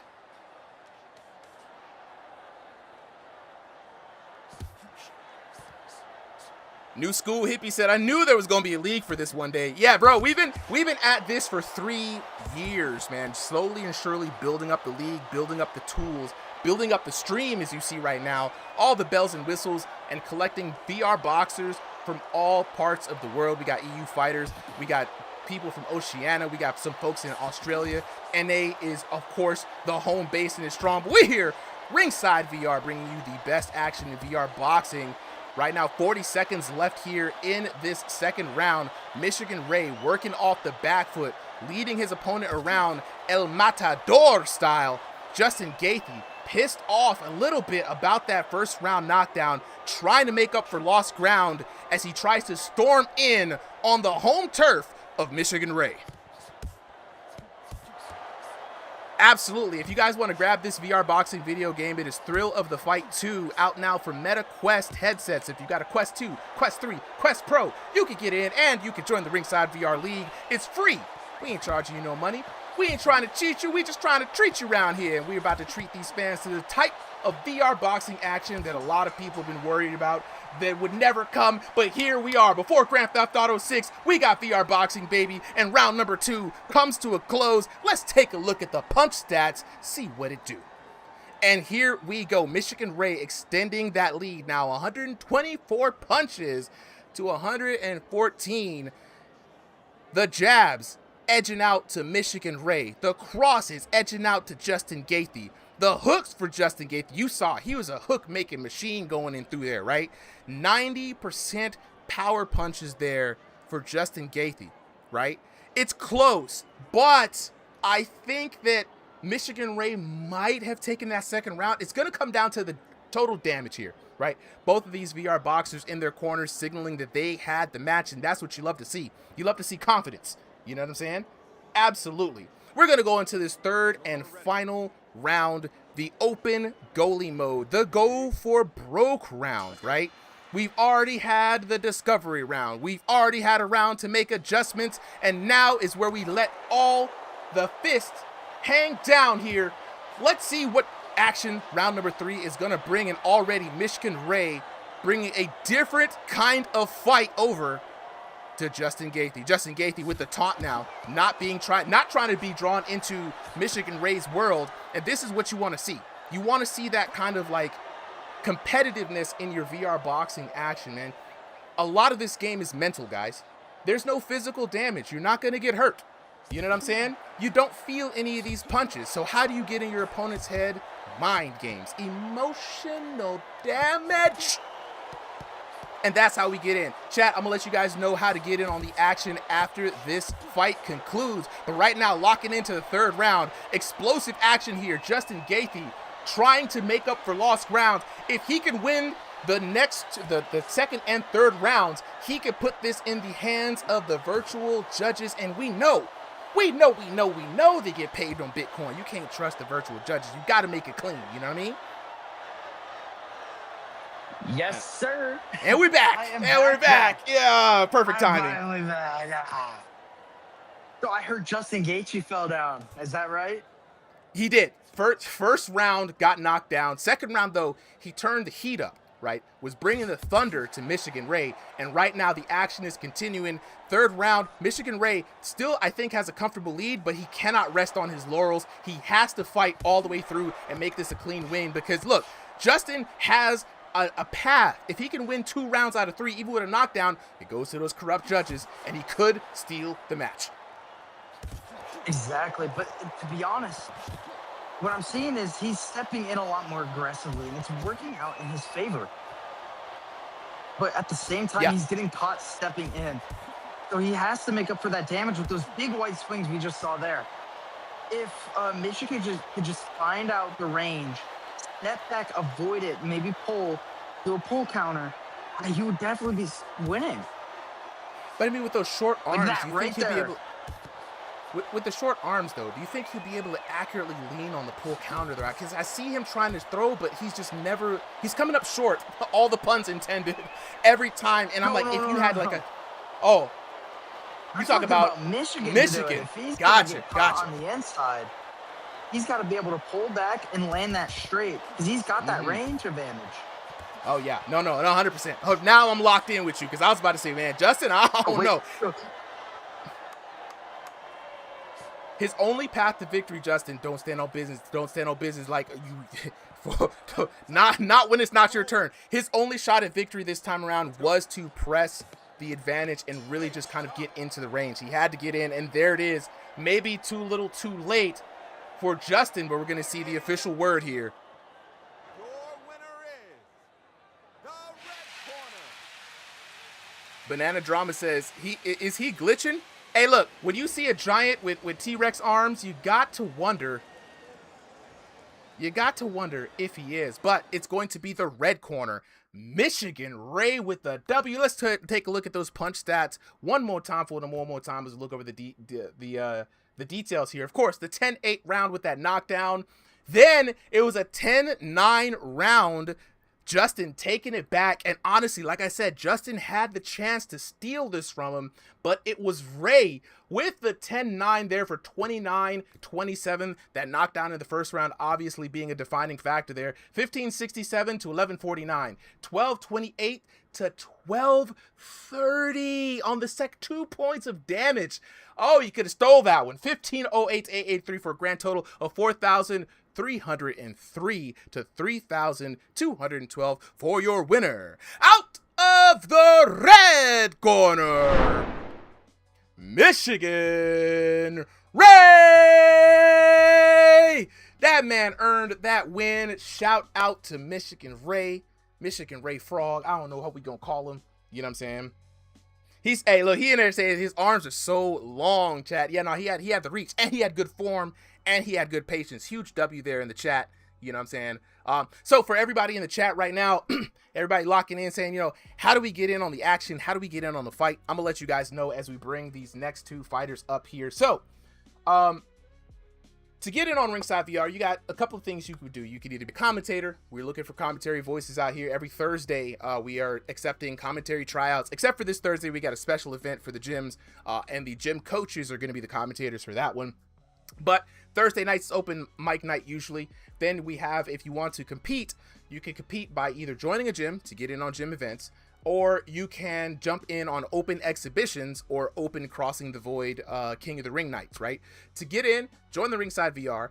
When you get in there, type in /register, fill out the form, register yourself as a boxer. That will give you a boxer profile. You can access it and change it at any time with /profile. You can also use /roster to check out the roster of over 300 VR boxers we got on tap. We have our league matches on Sundays for the room scale and stationary division, top 32. These exhibitions that you are seeing today are qualifying matches. Anybody who wins 2 consecutive wins on an exhibition gets an invite to challenge the top 32. And if you're the top of the top 32, you get paid for your fights, including the champ. So Like the top, me. like this guy, every time he shows up for a fight and wins, he gets money, right? S-class for boxers get money. So if you want to sign up, you want to get some of that cash, you want to get that belt, join the Ringside VR Discord. Link is in the chat. But for right now, we're going to give Michigan Ray a well-earned W on his first opening match. Great debut. I'm not going to lie. I mean, great debut for both, to be honest, man, because honestly, Justin came out swinging. You know what I mean? And in the second round, he really did turn it up, and he never gave up through that whole thing. So kudos to both of the boxers, to be honest, man.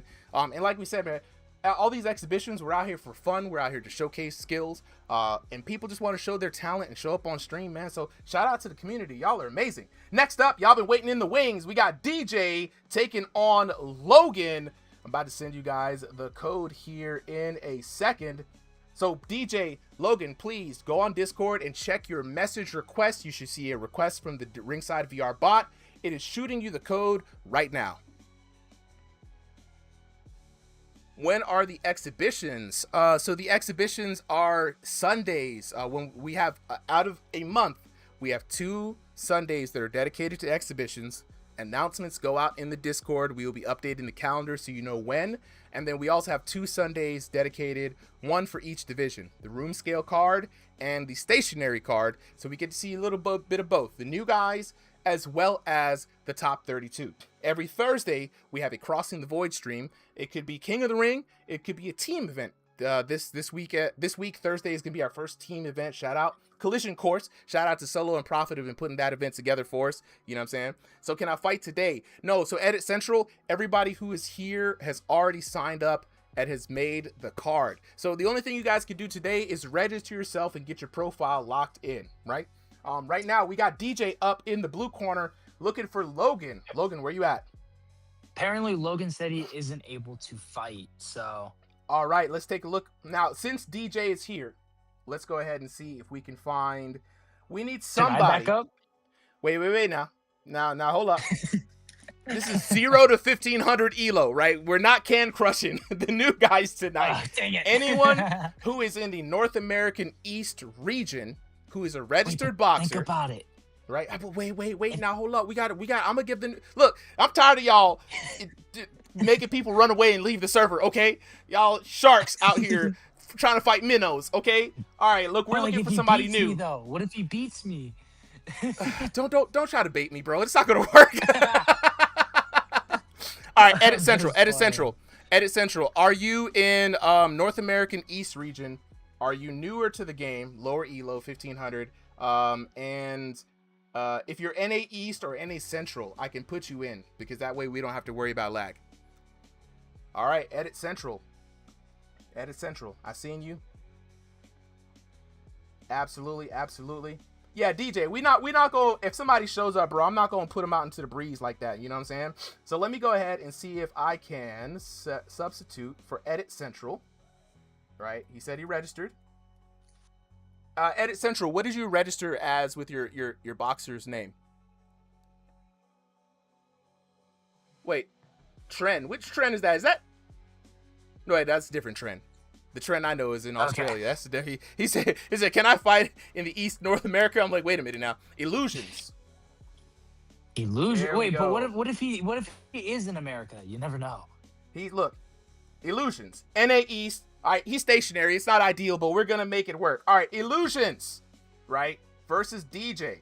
Now, normally, guys, when we make these fight cards, the reason why we have to make the fight cards the way they are, because it takes a lot of time to match people up and get them as even as possible. We are going to be fighting room scale versus stationary, which is always a little weird. The stationary fighter is going to be locked into the room scale fighter's dimensions. So, it won't be ideal, so don't complain, right? Can you only fight in the game in the streams? Ethan, no. So in the Discord, we have a Let's Fight channel. You can challenge people to fight whenever a lot of people use it to just look for open challenges. We put these streams together, one, for the channel and the content, so folks like you can be entertained and join the streams. Awesome. But it's a way for us to kind of put content out there. You know, you got to do the content creation thing. We're going to be resuming putting videos up here in a bit. So Edit Central, Illusions. Check your message requests in Discord. This will be the first message you'll be able to get. So you got to go through message requests. It will have the code. DJ is in the chat right now. Let me know if you need help. Appreciate the follow, everybody. Appreciate the follow. Appreciate the love, man. You guys have been killing it. To be honest, man, this was one of the biggest streams we've had. We had about 200 at the top. All right. Let's see. He says, I need help. I need help. What kind of help do you need, Brody? All right, if you DM me on TikTok, I won't be able to check it until after the stream, of course, but I will definitely try to check it for sure. All right, Illusions.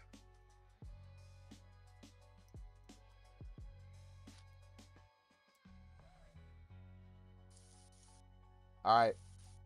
Two-step verification says lost his account. What was the other account? Yeah. Is Gonzo Illusions? I don't think Gonzo is. Okay. What if someone joins and starts spamming hooks to win? I don't care. If you're spamming hooks and you win, that's up to them. If they win that way, they win that way. That's bro. I can't stop you from fighting how you fight. If you lose. Yeah. All right, Edit Central in the chat. So yeah, Edit Central. And plus, hook spam has been nerfed to the ground. It really doesn't work anymore. Yeah. Absolutely. Yeah, there we go. I see you there. Creasing. All right. Go ahead and ready up, and as soon as you're ready, we will get you in on this match. So we've got DJ and Illusions stepping up. But yeah. Yeah. I hook spam all the time, and I'm 200. Look, if you win, you win, bro. Like, in real life, if somebody's thrown a bunch of hooks, I've seen street beefs. I've seen people hook spam somebody into the ground. Ain't nobody care. Ain't nobody care. If you win, bro. That's on the other person. All right. We about to lock into this next fight. Big shout out to Illusions. Hey, dreams do come true. Sometimes somebody can just come in here off the stream and make it work. And we're about to get underway with the next match in the blue corner. We got DJ taking on Illusions, aka Logan. Hold on, wait. Logan, that ain't Logan. Hold on, wait. We gotta run it back like skirt. Illusions got him fixed. In the red corner, both of these VR boxers, another debut match here on Ringside VR. DJ fighting by way of North America Central, 5'5" tall, with an unranked to 1500 elo. Illusions, North America East, 5'9" tall, with an elo of 1501 to 2000. It's going to be a room scale versus stationary mixed play space battle. We know those can get dicey. It's going to be very interesting for this debut fight. Shout out to Illusions for jumping in on short notice, being able to make this match happen. Yeah, and he came from TikTok, correct? This guy just registered. Yes, absolutely. This man hopped in here, said, give me a fight, and he's getting one. It happens. Miracles do happen, man. DJ in the black trunks, Illusions in the red trunks. And already, Illusions working those jabs. Love to see it. DJ favoring that high guard, fighting behind the defense, looking for opportunities and weakness in his opponent. I love the stylistic matchup already.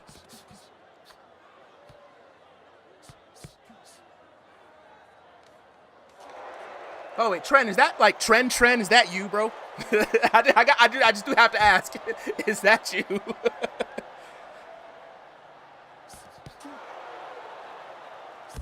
Shout out to all the VR boxers and everybody watching right now. You know what I'm saying? They could be no. Wait, why couldn't Gavin go, bro? Hello, I don't know if to believe that. I'm Okay, down. we'll take your word for it right now. I'm from Connecticut. Oh, okay. What? Different trend. Okay, back into the action here. Round number Okay, one of what do you three. need me to get? Hello, hey, Milk? hop off with Granny. Hop off with Granny off of commentary, Bodie. I'm gonna mute you until you, Oh, I'm you sorry. figure out Wait, what Granny's going on. wait. Hey, Bodie out here dealing with Granny, man. You got to show love to the Grannies. You know what I'm saying? But back in the action, DJ versus Illusions, and already starting off in this discovery round, looking pretty good. DJ, this true high guard fashion, and honestly, you could tell that he's using the high guard assist on this match. Very rare to see, but in this game, they do have high guard assist to keep that defense tight. But your man's Illusions trying to find a way to thread the needle on DJ. Tambo in the chat saying, I want to watch the dude punching. You know what I'm saying? Yeah, Levi. Argentina lost. It is. Solly, hey, you're back, brother. How you like these new angles, bro? You know what I mean? We out here with the pay-per-view camera angles, man. Chat, I hope you guys are liking it. We worked hard getting a new cameraman up. So big shout outs to the cameraman here for Ringside VR, locking in on all the stuff. And here we go. DJ now, a turtle, not in the bad way, just armored up with the shell, looking for opportunities. Honestly, fighting behind the guard, he could do a little bit of catch and shoot here. I'm not seeing a lot of hands fly back. A lot of tentativeness on the hands of DJ. I want to know if it's patience or fear, but Illusions, though, firing away, and offense is king in this game, landing a solid jab right there through the guard of DJ. Jimmy in the chat says, what do the numbers mean? Great question there, Jimmy. So for everybody watching this VR boxing game, the numbers indicate how much damage a single punch has done. Now, if you manage to land something in the range of 10 to 12, 9, you see those blue numbers there? They're weak shots, bro. Weak sauce like Texas Pete. You know what I mean? But if you start wanting to hit some zingers, right? You hit that big 42 right there from Illusions, and that's going to put some spice there on the health bars of your opponent, right? Damage can only be max per punch at about 100. So if you see somebody throwing something like 44, 50, they're doing good damage. And if you can hit for 50 damage in this game consistently, you are mad competitive. Absolutely. Trent in the chat says Red needs to block and needs to read his opponent. You know what I'm saying? Troy says, how do I join this? Is it playable on mobile? No, this is a VR game, Tiger. So no mobile play. Shout outs to everybody in the chat, though, locking in. Let's take a look at the punch stats here for this first round. 71 total punches for Illusions, 42 for DJ. Makes sense, man. Illusions was out here, you know what I mean? Just throwing the most offense. Didn't really have a lot of defense, potentially glass cannon, but we're going to see what DJ has in store, right? Because Illusion's firing away with those jabs and just that's really what happened to him. I mean, those jabs are really piercing the guard of DJ, right?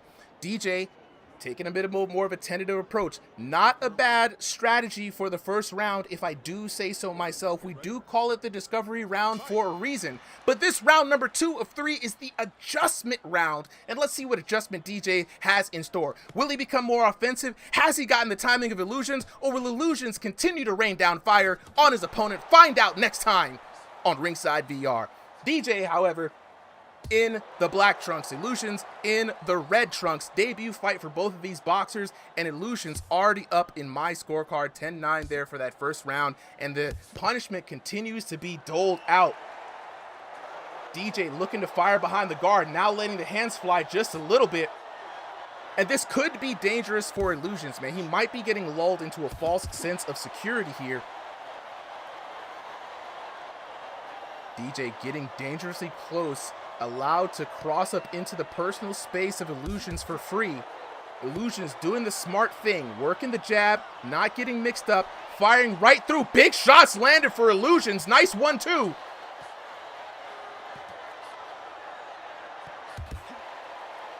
Yeah, and they're equal in power right now, and that's going to be a big problem for DJ. DJ standing real stiff, not using head movement. Now, the guard is good in this game, but it's not foolproof, you know? It's not a giant shield like it used to be. You can shoot around the gloves. You can aim for the body. You can punch straight through the guard just like that in Illusions.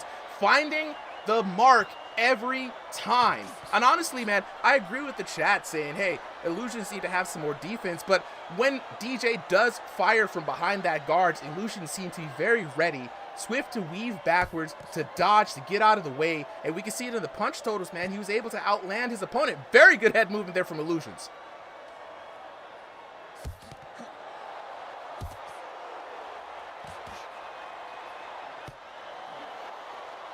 Very great work here from Illusions. Good movement.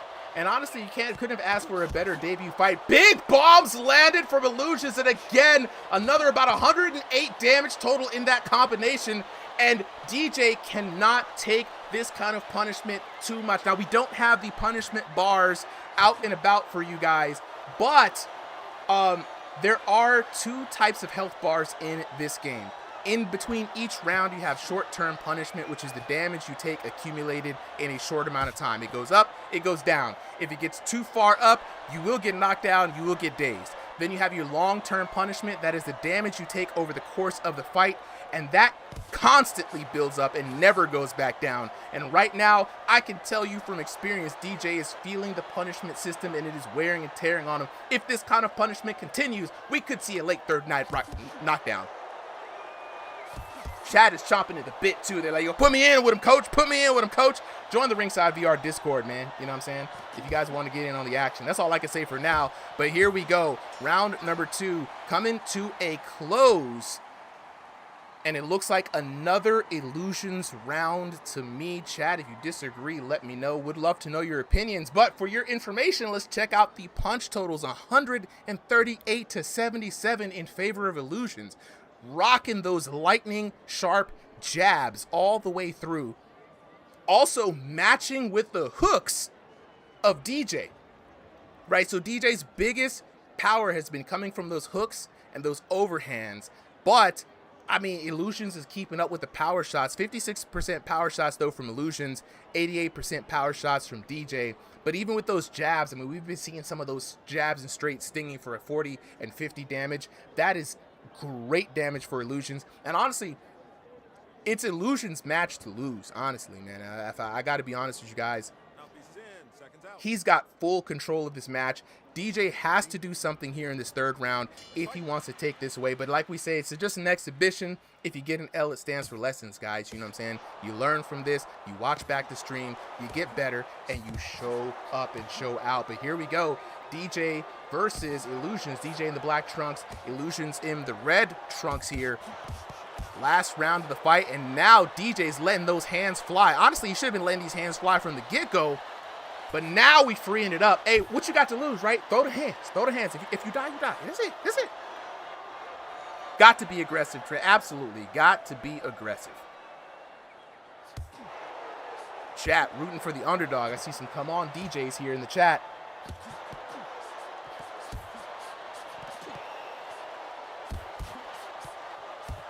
I ate ramen in the chat. Fire new camera angles. Love seeing other than the default auto cam. Dude, we've been working on it, man. Shout outs to the development team, man. They allowed us to get the tech in order to get these better camera angles. I hope you guys are all appreciating it, man. Worked really hard to try to get some engaging shots. Shout out to the cameraman. Illusions sending some heat. Absolutely, chat. Yeah, Illusions out here throwing them zingers, man. And DJ doesn't have a bad strategy. That high guard is there, but I would just love to see some head movement from him, right? And maybe some awareness, because he's just too tentative, right? Too afraid to let the hands fly. Sometimes you just got to pump out some jabs, even if you don't have any intention. Ooh, nice shot there. But return fire, and you can see that big 52 off the jab from Illusions. 44 again, big jab snapping out Illusions. Full command of this game, and another solid jab. And honestly, DJ cannot do anything to stop Illusions from having his way here in the third round. 1 minute and 6 seconds left into this competitive VR boxing game match. Yo. Going to the body here, striking at will. DJ, this has just been an absolute punching bag. Illusions trying to get him to stand on business. DJ does have power, though, guys. When he does land, he does connect pretty solidly. So you know he's focusing in, putting all that body effort into his shots, but you've got to be more consistent than that. Too many opportunities left on the table. Big 49 hook there. And honestly, if DJ can keep this onslaught up, stunned is the face of illusions. DJ might just do it. If he can keep this up, he can get a knockdown. 9 seconds left, and there it is! Oh my God! Miracles do happen! DJ with the stunning upset knockdown at the end of the 3rd round. Oh my God! Illusions had it! Chad is absolutely losing it right now. Oh my days! Nice turnaround there from DJ for everybody who doubted the kid. Yo, chat, going for the underdog. If you had the parlay on DJ, congratulations. Man, hey, but honestly though, make some noise for both of these boxers. Now, Illusions was in complete control of that match, right? He had it.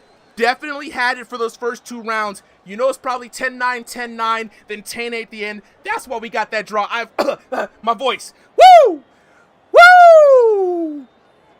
Woo! We gonna find out. We gonna find out the full details right now. So, in the event of a draw, right? We gotta see what's going on. This is an official draw, but we're gonna see what this says here. Look at the details. Just like I said, 10-9, 10-9, 10-8 for that 3rd round. Knockdowns in the 3rd round goes to DJ. Let's take a look at how bad it was. And oh my goodness. 1364 to 860.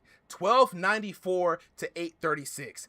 And then at the end, 1689 to 1177. So, Illusions wins on damage. DJ wins on knockdowns, right? This is going to be ruled as a draw. No contest here, but honestly, chat, we want to see this run back. We want to see these guys go back at it again. You know what I'm saying?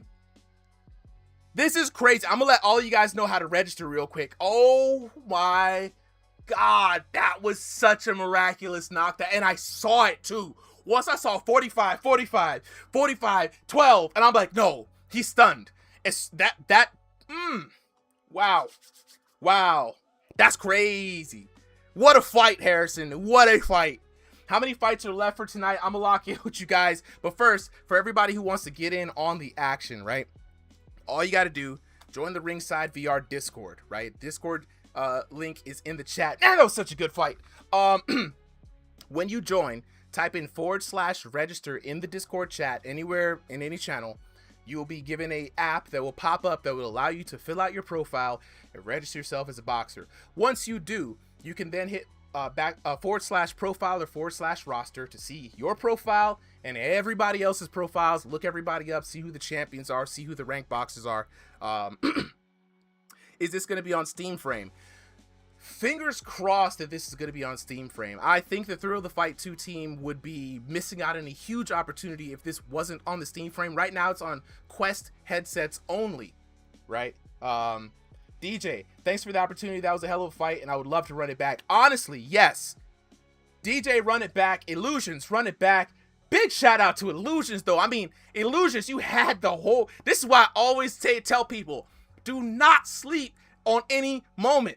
Like, he had full control over that match, bro. Like, and that was, it was at the end. DJ said, whoo, peekaboo, bam, bam, bam, bam, bam, bam, bam, bam. Crazy business. Spartan Maka says, bro, how do you get the spectator mode? You got to go into the official, I've had this spectator mode for 3 years. I was a beta tester for the game. And I also a beta tester for the spectator mode. So I got one of the early keys, but the developers are handing them out. You have to talk to the developers personally, and they'll give you a code. So Sean, so too tough. Looks class. Now I appreciate it. I put in a lot of work and a lot of extra code on this observer mode, making the stream overlay, the animations, the graphics, all that you see, all of the. And today I'm doing it low key because I don't even have my replay system on. You know what I'm saying? And we're working on even more contextual graphs so that you guys get a better view of the action and everything. So Edit Central. So are we running it back? Yeah, Edit Central. Lock in with us here in the chat, right? And then the next time you register, you can choose to say, hey, I want to fight this particular person when you register for the next fight, right? You'll be able to get to run it back. That's how we do it here. Nobody in the chat message Brendan Wall, and he ain't got 7 bans for nobody. So how long?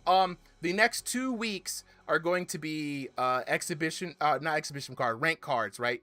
And then after that, you'll see on the schedule, I'll be putting it up on the calendar for the next exhibition fight. You know what I'm saying? Can I do this event next time it's on? Absolutely. Just for you guys just to know, join the Ringside VR Discord.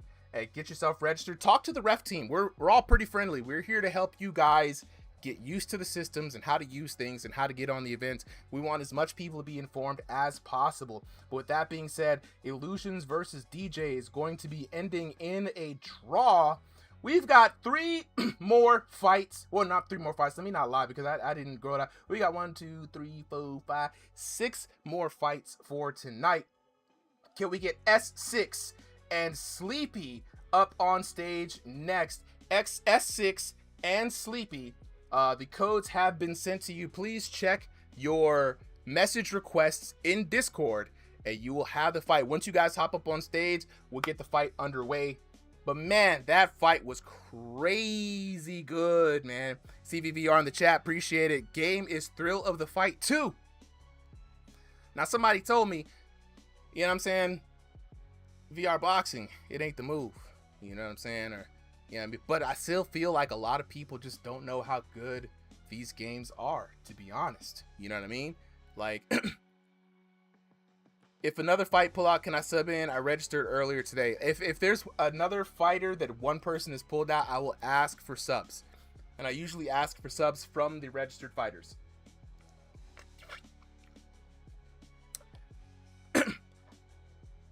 Kane says, I like this game, but it's just inaccurate on the VR compared to IRL. Absolutely, bro. And anybody who tries to tell you otherwise is shilling and dilling and trying to get some money. I tell everybody, this is a VR boxing game. It's not a VR boxing simulator. You know what I'm saying? It's not free. It's $20, right? So you can't fight twice in a night. No, Edit Central, we try not to have one person fight 2 times. But if you guys don't have the game this Thursday, I will be giving away game codes. You know what I'm saying? We will be putting out the parlays for game codes, right? So if you guess right on who wins a fight, we will be getting an opportunity to run a pool for the people who guess right. And every time somebody guess right, they'll be drawn out for a chance to win the game. So the game is called Thrill of the Fight 2. How can I register? Trend, when you join into the Discord, type in /register anywhere in the Discord, and you will be able to register. So we have S6 already in the chat, I believe, looking for Sleepy. Sleepy, where you at? Nice, Profit in the chat. Appreciate it. Let me go ahead and look at Sleepy. Let me go try to highlight him real quick because we'll give him a chance before I try to find somebody new here. And it's just Sleepy in Discord. Okay, add Sleepy. Sleepy, where you at, bro? Now, since Sleepy is lagging, S6 is in here. He's North America East, stationary 1501 to 2000 ELO, right? Anybody who is North America East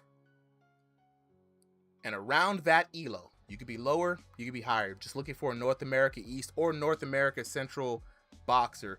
Can you join on an Oculus? Motorsports, I believe you can because it's the same MetaQuest store on the Oculus. I'm in your Discord. Do I press the event signups? Trend, what are you in North America? You say you're in Connecticut, right? If you want to hop in, there's a space. I just need to know your username. Yeah. All right. Yeah. Trend, what's your boxer username that you registered as?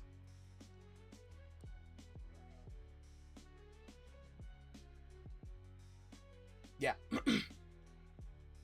And we'll see, because Sleepy right now, I don't see him in the chat. Yep, no, we're moving past Sleepy, bro. We've pinged him twice. It is what it is. Sometimes new people hop in, they don't really know how it works here, but you know, some people, there's always somebody hungry to get a match in, so we're never really super worried about it. Hey, Michigan Ray, if you're trying to join a Prophet, put Michigan Ray on to where he can go to sign up for gyms, bro. Because he looks like he wants to get in on the action. I'm after this performance, I'm pretty sure a lot of gyms are gonna try to scoop him up. How do you register? Banana Drama. Just join the Ringside VR Discord. Once you do, press /register anywhere in the Discord. Just type it in /register, press enter, and you'll see the app pop up.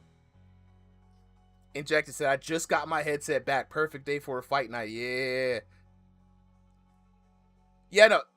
Just remove the 4. It's /. So just delete the 4, that / and register, then press enter. Banana Drama. Trent said, my boxing username is Crimson Porcupine. Okay. Let's see if we can find you.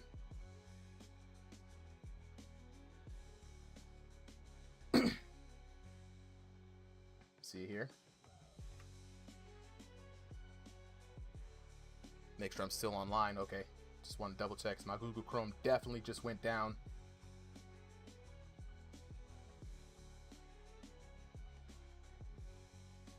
All right. Give me a second here. Let me see if I can find you.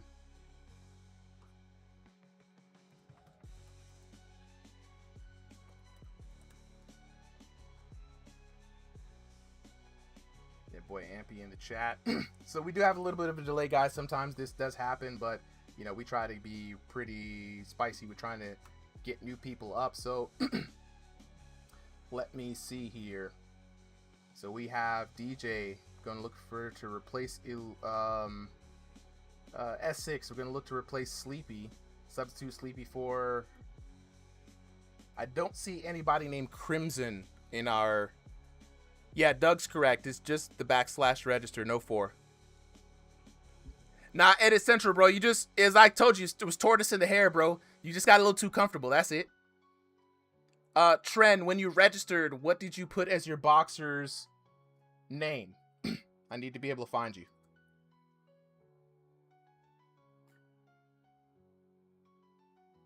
Because if not, I'm going to have to put Doug in there. And for everybody who's trying to get in, man, jump in. It's easiest to jump into the... All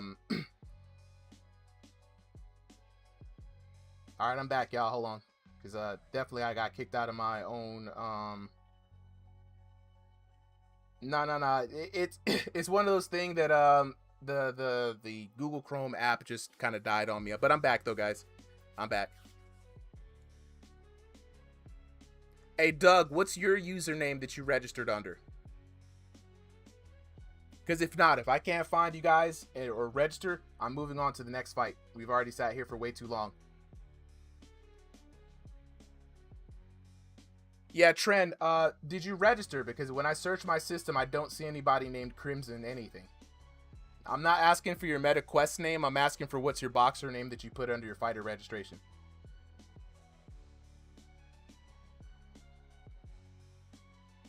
There's no Crimson anywhere. Let's check for Doug. Doug. Are you Chicken Noodle Soup, Doug? I see you said soup kitchen. Doug is not Crimson Noodle Soup. You're not Soup? Are you Soup?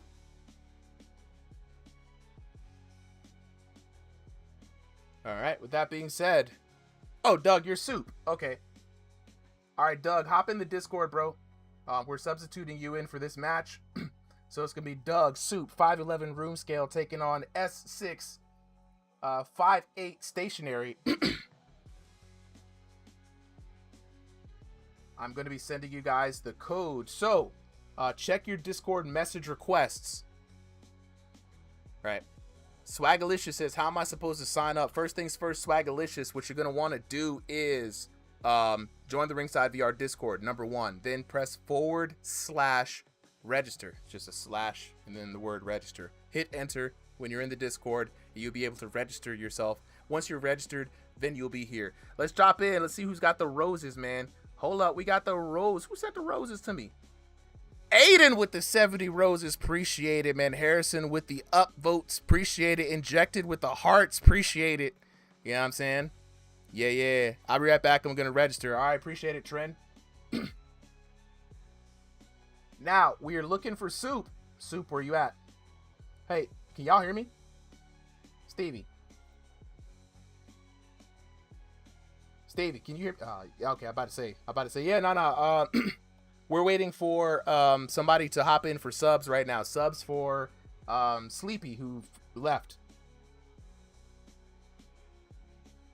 Texas King Dub, one of our commentators. You can go ahead and hop on in here. Yeah. Oh, 100%. There we go.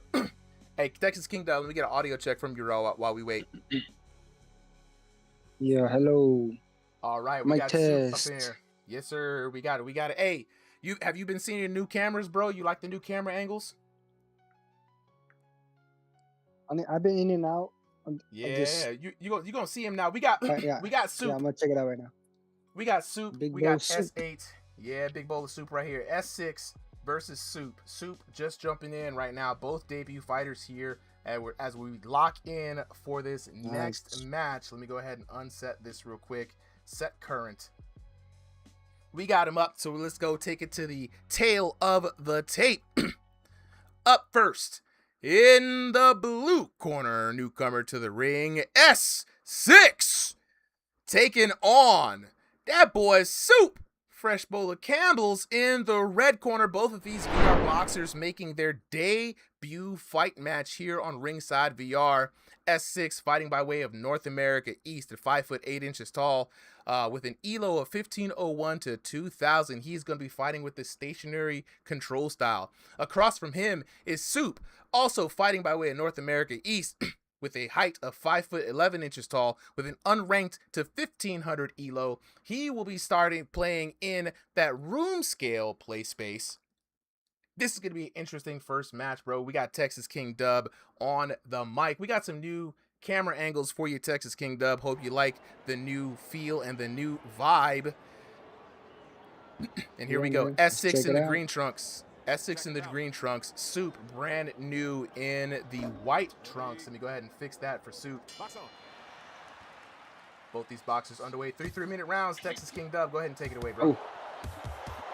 Yeah, I mean, right away, both these fighters, man, exchanging right in the middle. So we got a little technical difficulty, but we back. Good jab there. Keep going for the body. They swinging, bro. Oh, that's a mean look there. Watch that mean. And this has kind of reminded me of how the last fight started, man. Very high pace here, Texas King Dub. Big hooks. Both of these guys are brawlers, though. Different kind of style here from VR boxing. Oh, goodness! And down goes Soup. Now, this is one of those situations, you know, people jump into the league and they're like, yeah, I'm about to throw hands with somebody, and some of these people are ready to actually put some damage on people, man. So you got to be careful and protect yourselves at all time. Early knockdown there for S6. But it was looking good. It was brawling it out there for a second. Oh, man, S6 is throwing heavy shot. Oh, man. Absolutely crushing. This fight might be over before I can even fix there we go, fix the truck. There we go. Soup now down for the second time, bro, in this second match, and this is gonna be first round TKO that we might see. 1 minute and 31 seconds left on the clock here, Texas King Dub. I mean, if you're a betting man, do you think that S6 is gonna take it for a TKO? Man, I see no reason why not to, man. We got plenty of time left. He's still swinging them heavy hooks and uppercuts. There's a big 68 there he landed. Good shots over the top, bro. I mean, Soup is in trouble right now. Oh, my God! Uppercut lands on the chin, and good night, man. S6 had him a whole bowl of Campbell's chunky noodle soup. Ate the whole plate down, left nothing for nobody, and there it is, the winner for tonight. from TKO first round is Soup, showing much respect and much love all the way through. What a competitor. 3 knockdowns. What is that damage dog in the chat? Yes, sir. Let's put up the punch. Let's put up the punch totals real quick. Winner by TKO. What a debut match by S6. All of the waiting. That was like a Mike Tyson fight. We done had all this promo, all this waiting, and here we go towards the end. Take a look at the damage. It was 610 in that first round. Of course, the TKO 1874 to 731, right? Soup landing a few jabs here and there. Same thing with S6. Soup putting out the crosses, but S6 uppercuts, hooks, and we saw those uppercuts putting in work that whole way through. The wait was longer than the whole fight. Edit Central. Yeah.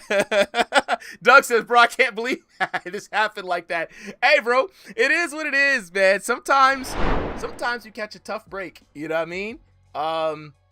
Look, no one is disappointed, man. Doug, nobody is disappointed, bro. Uncle Super says this all the time, bro. You got to get washed to get clean.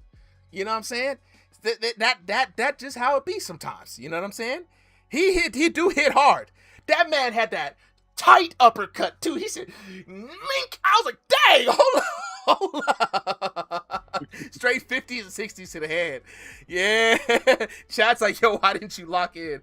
Is this on PC only? No, Xavier, this is only on MetaQuest headsets. It is not on PC at all, right?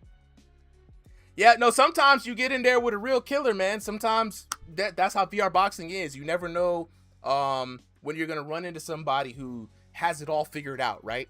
What's it called, Xavier? It's called Thrill of the Fight 2. It's about $20. I will be giving away codes for it this Thursday. So we're going to be running a code giveaway for all the viewers here. Shout outs to anybody who shows up for our first event called Collision Course. He said, hey, can S6 fight again? You will see him returning here again in a future bout for sure. But right now, we're going to go on to the next fight. We're sending the code to the Lock Loader and Tony Hung Low. Shout outs to hey, Harrison said our community just teared up. Nah, it is a guy. And look, what's crazy is y'all ain't even seen like the top of the top. Go on the YouTube channel, look for Killer Cam. Like, you want to see somebody who's an absolute demon in this game, bro. Like, there's some people who they have outside boxing knowledge, but they're also gamers. So they've looked at the game. They realize the differences between real boxing and what this game is, and they've somehow split the difference and combined it, and they're just, you know what I'm saying? It's crazy. Xavier is called Thrill of the Fight 2. I'm going to drop it in the chat again. And that man Xavier about to buy the game right now. He about to buy the game right now. He said, look, I'm hyped up, bro. He said, Xavier said, nah, I want to throw the chin checkers. Yeah. You know what I mean? I want to throw the chin checkers. There we go. We got the next boxers locked up here, man. So we got the Lock Loader. We got Tony Hung Low. Both of these VR boxers already ready to go. No time wasted. So we gonna stop the yap, and we gonna get right onto it. To the tail of the tape. In the blue corner, we got the Lock Loader taking on Tony Hung Low in the red corner. Both of these VR boxers locked into the virtual squared circle. The Lock Loader fighting by way of North America Central with a height of 5 foot 10 inches tall and a 2001 to 2500 elo. He takes on Tony Hung Low, also fighting by way of North America Central with a height of 5 foot flat, also with a 2001 to 2500 elo. Both these VR boxers are going to be fighting in room scale play space. This is going to be one hell of a fight, if I do say so myself. Let's take a look here. Both of these VR boxers ready to go. The Lock Loader is going to be in the red and white trunks. Tony Hung Low is going to be in the red and black trunks here in this ranked qualifiers. Let's get it on. Round number 1 of 3 underway. I'm joined by my co-commentator. Lock in, man. Texas King Dub. How you feeling about this fight, bro? Man, I'm feeling ready, man. I want another good fight like the last one. Oh, yeah, man.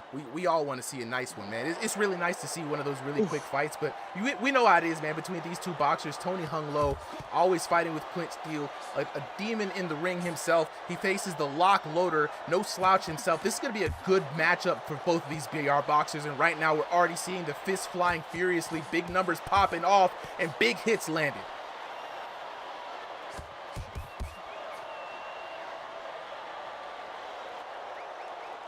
Which one's Tony? Is Tony the red short? Yeah, Tony's Puma? going to be in the Puma shorts, the black and red, and then the lock Yeah. loader's going to be in the red and white.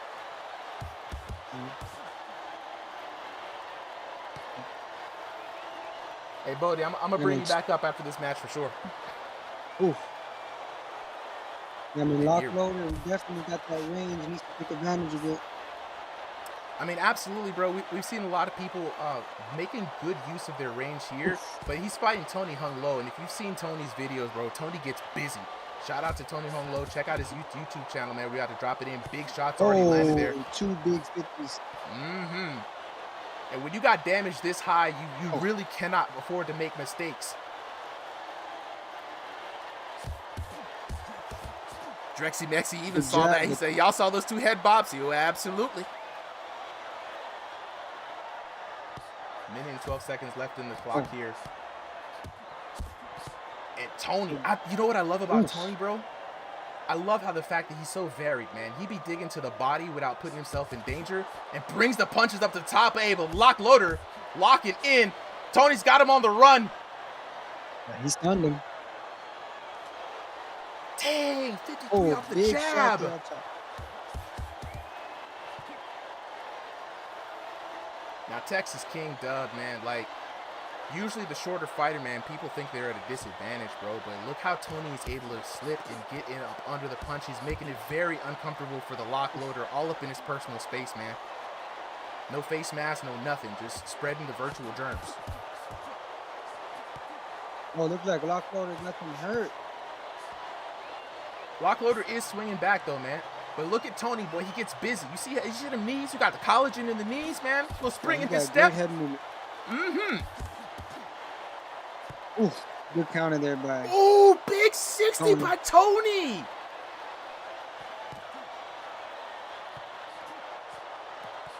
And Yeah, I both think fighters.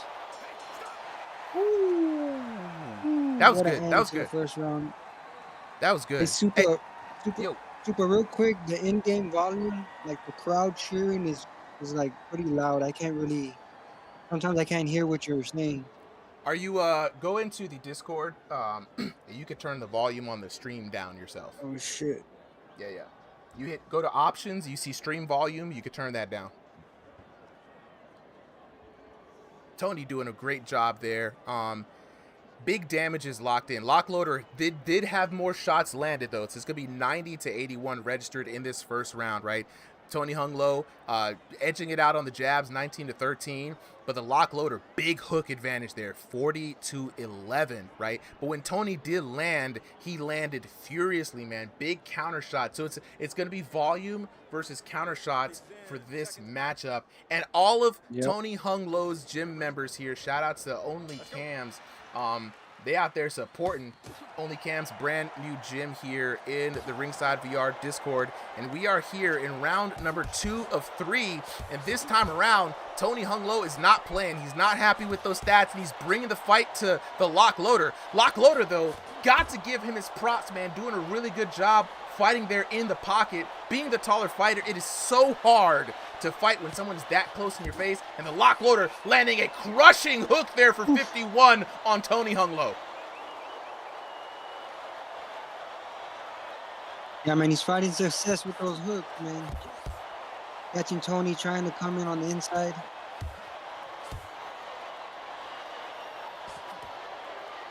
Back at it again. Usually this is the adjustment round, though, Texas King Dub, but honestly, man, no adjustments needed. Both these guys are going to go continue on with the plan A. Just going to go and see who's just to be able to try to rock it out. This is a tough man battle right here between both of these VR boxers.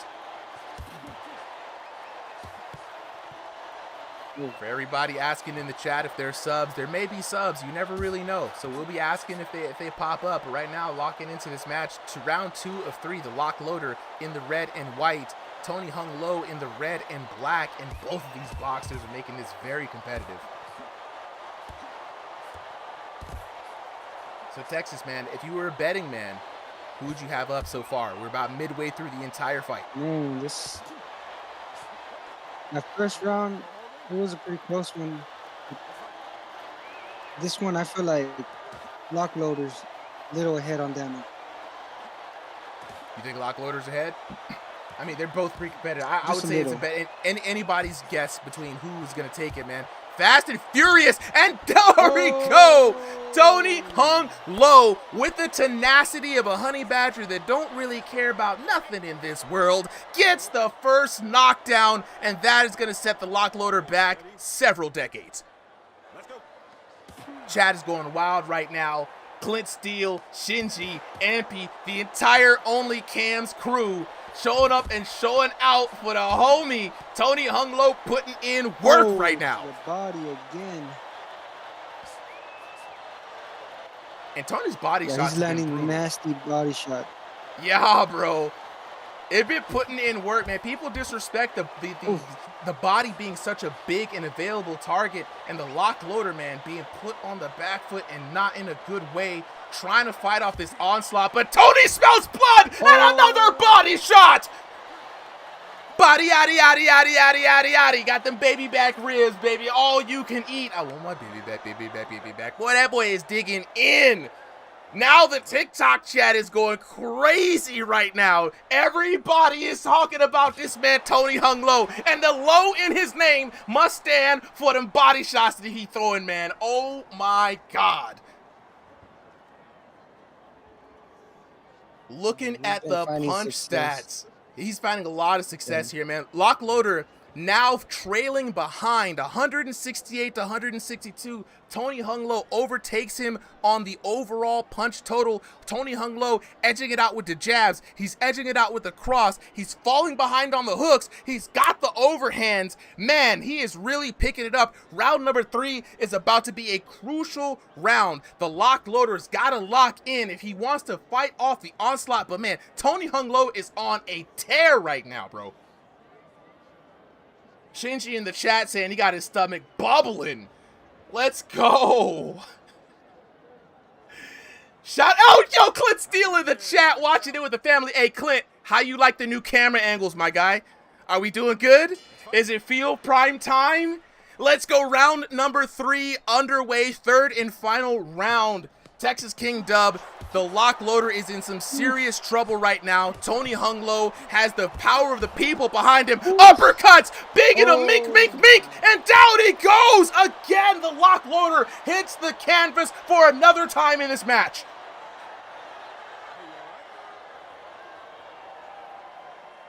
Crazy business right now. Honestly, probably fight of the night. Tony hung low. I mean, this man has been in the gym. He's been on the channel. He's been working challenges. He's been fighting with Clint, sharpening the sword, steel, sharpening steel, and the punches are on display here. Lock loader desperately fighting back, trying to find an edge, but Tony hung low with the uppercut, hook to the body, hurts his opponent.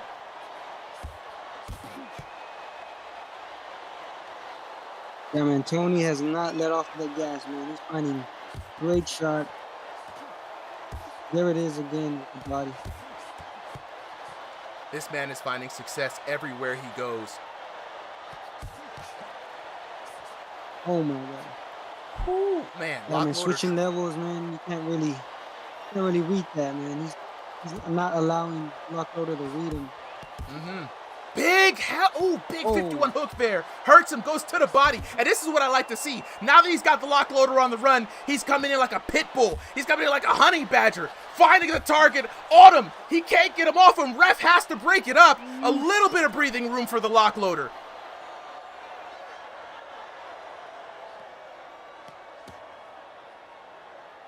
A minute and 14 seconds left in this round, bro.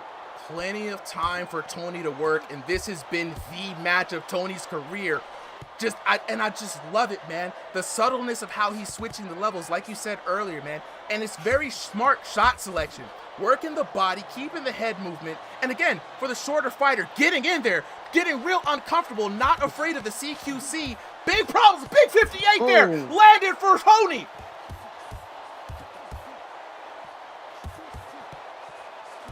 And the onslaught continues. Tony now fearless, full of confidence. A 71 damage shot. The lock loader's rocked.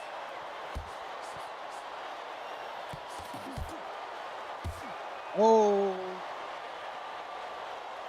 And at this point, Tony is just going to town. The lock loader trapped in an open ring, not knowing what to do. The damage working in the guts and the body shots again. Body, yaddy, yaddy, yaddy, yaddy, yaddy, yaddy, yaddy. That man, Tony hung low. Yo. Crazy. Full dominance there. Technicality on display. Both of these VR boxers leaving it all on the mat, but it is going to be your winner out of the red corner, Tony Hung Low. 29-24. Let's put up those punch stats. Sorry for the faded view there, guys. Gotta adjust this, but it's gonna be 10-9 for the lock loader. Starting off strong. It was a close one. Lock loader did have more punches in that first round, but man, the adjustment round couldn't have went better. 10-7, 10-7 for those other nods. Those other rounds. 2 knocks in the second and the third round. Taking a look at it all, 5,780 to 4,649. A very competitive match, right? We're not going to take nothing away from the lock loader. To be able to land almost 5K damage in a match, absolutely crucial, right? He had that first round, 1793 to 1633, but it was the Tony Hung Low show from that point on. And oh my God, chat, make some noise, because that was an absolute banger of a match. Now we're going to take this time, one, to give Tony Hung Low his much deserved flowers, because I mean the body out of just rocking him, bam, bam, bam, going over top, bam, oh, got some bam, bam, bam, right to the body again. It was brutal, man. That was an absolute mugging in the virtual squared circle, man. Tony Hung Low. And then shout outs to the newly formed Only Cams gym. You guys are going to be seeing more of these guys, because this is gym made up completely of folks who are either content creators or fight on IRL cameras. So we are going to be seeing more from these guys. And the next time we see them, I'm gonna lock in with them. They're going to be showing up on camera here on the stream. So you're not only going to be able to see the gameplay, but you're going to see them actually throwing hands. You know what I'm saying? Shout outs to everybody. Shout outs to Ampy. I know you're going to be proud. The whole squad came out to support too. Shinji, I saw Clint Steele. I saw Ampy in the chat. Let's go. He said Tony needs to fight S6. Everybody wants to see. Hey, everybody wants to see it. Hey, shout out to the folks in the chat, man. ZYKO with the 14 GGs. Let's go. And a dolphin. Let's go. Let's go. Make some noise. Make some noise, man. Love the supporters here. Swagalicious with the GG. ZYKO. Dang, 41 G. Hold up. How did I miss all that? I need alerts. You know what? I'm gonna have to program in some alerts so I know with all the support, man. Y'all have been showing so much love in this stream today. The old man can't believe it. This has been great. We're gonna keep it moving and grooving, though. We're gonna give Tony Hung Low a much deserved win on that one. Big shout outs to Tony Hung Low. We're gonna move on to the next fight. So we got Gonzo taking on Stevie VR. Shout out to the Rising Star Academy. You already know Stevie gets busy, but he's fighting Gonzo. Gonzo, newcomer to the ring, so it's gonna be a big test for Gonzo. Both of the codes have been sent to the boxers. Gonzo, you're new, so definitely check your message requests if you're still here, my guy. All right, Bodie, I see you, bro. I got you in. I got you in. All right, we're gonna tag out. It's gonna be me and Bodie next, and then we're gonna tag back in and forth. Yep. All right, I won't lie. I'm sorry about the yelling when I left. Yeah, bro, My bad. I thought I was muted, bro. I know. Look. I get it, man. When Granny need help, man. That was my sister. My granny was still there, but that was my sister. We're good, bro. Oh man. Hey, look, Drexy Mexi. Boxing Underdog is coming soon. We have been closely being in communication with the development team. They have been going through some bug fixes, and they promised to give us an observer key so we can actually bring you guys this type of environment here. So we'll be working closely with them to test their observer mode, test out the tools, and once we feel like we're good, we're going to be hosting an event. Now, for those of you guys, is that Joe? Wait, is that Joe Mama? Joe Mama! Yo, Joe Mama! Welcome back, a blast from the past, man. Trent says, when are you reading the DMs? I usually try to read them in the middle of the when we're setting up. Most of the time, in the middle of the match, we are locked in on the action commentating, especially if I'm up for commentary. If I'm not up for commentary, I'm usually in the chat a little bit more often. But please a little bit of grace for the old guy. You know, I got like 20 screens I got to keep up with, guys. Absolutely. You know what? Yeah. Dupa, Yo. something you should do. We should have we should have like a nostalgia card where we just fight on EOC. You know? Hey, look. I'm down for it, bro. I still That got would be EOC. so fun. I kind of want to try it. I've played it once. It was fun. It's kind of like boxing underdogs, but you actually can do damage. You know? And it's not just random knockdowns. I'll put it like an old-timey filter on it, so it's like old-school boxing. Hey, Shinji in the chat says throw VFC up there for the old-school folks. Yeah, no, 100%. Y'all got boxing underdogs yet? Not yet. I mean, I got the game, but they don't have a way for me to stream matches to you guys yet. So we're waiting for them to give that to us. They promised that it's on the way, and we are going to be beta testing that. So once we do have it, I will say this though, I'm interested. I'll put a poll out to the community. There we go. We got CVVR locked in, so we're going to get ready for this next match. If we do a boxing underdog card, should we just do like a boxing underdog tournament? Or should we do like a card where it's like only boxing underdog players versus only Thrill of the Fight players? Home turf invasion, like, you know, SmackDown versus Raw vibes? Or should we just do a tournament? I don't know. Y'all let me know how y'all feeling about that. Well, the question is there really that many people that play boxing underdogs only? I see their Discord. I'm in there. There's a good amount of people who are active in the Discord, right? And so they've all been waiting for the new updates. So Ace, like you said, he hasn't played in a while. They've been making a lot of updates. It is a smaller team. So Thrill the Fight team, of course, big half brick money, right? All that Fruit Ninja money in that team. Oh, dude, all that VR Fruit Ninja money, we love it. You know what I'm saying? And Fruit Ninja was crushing it even before, you know, I had it on my iPhone. I know, you know I what I'm saying? I grew up with the game. You know what I'm saying? So then you've got I mean, Boxing Underdog, and they're a European team.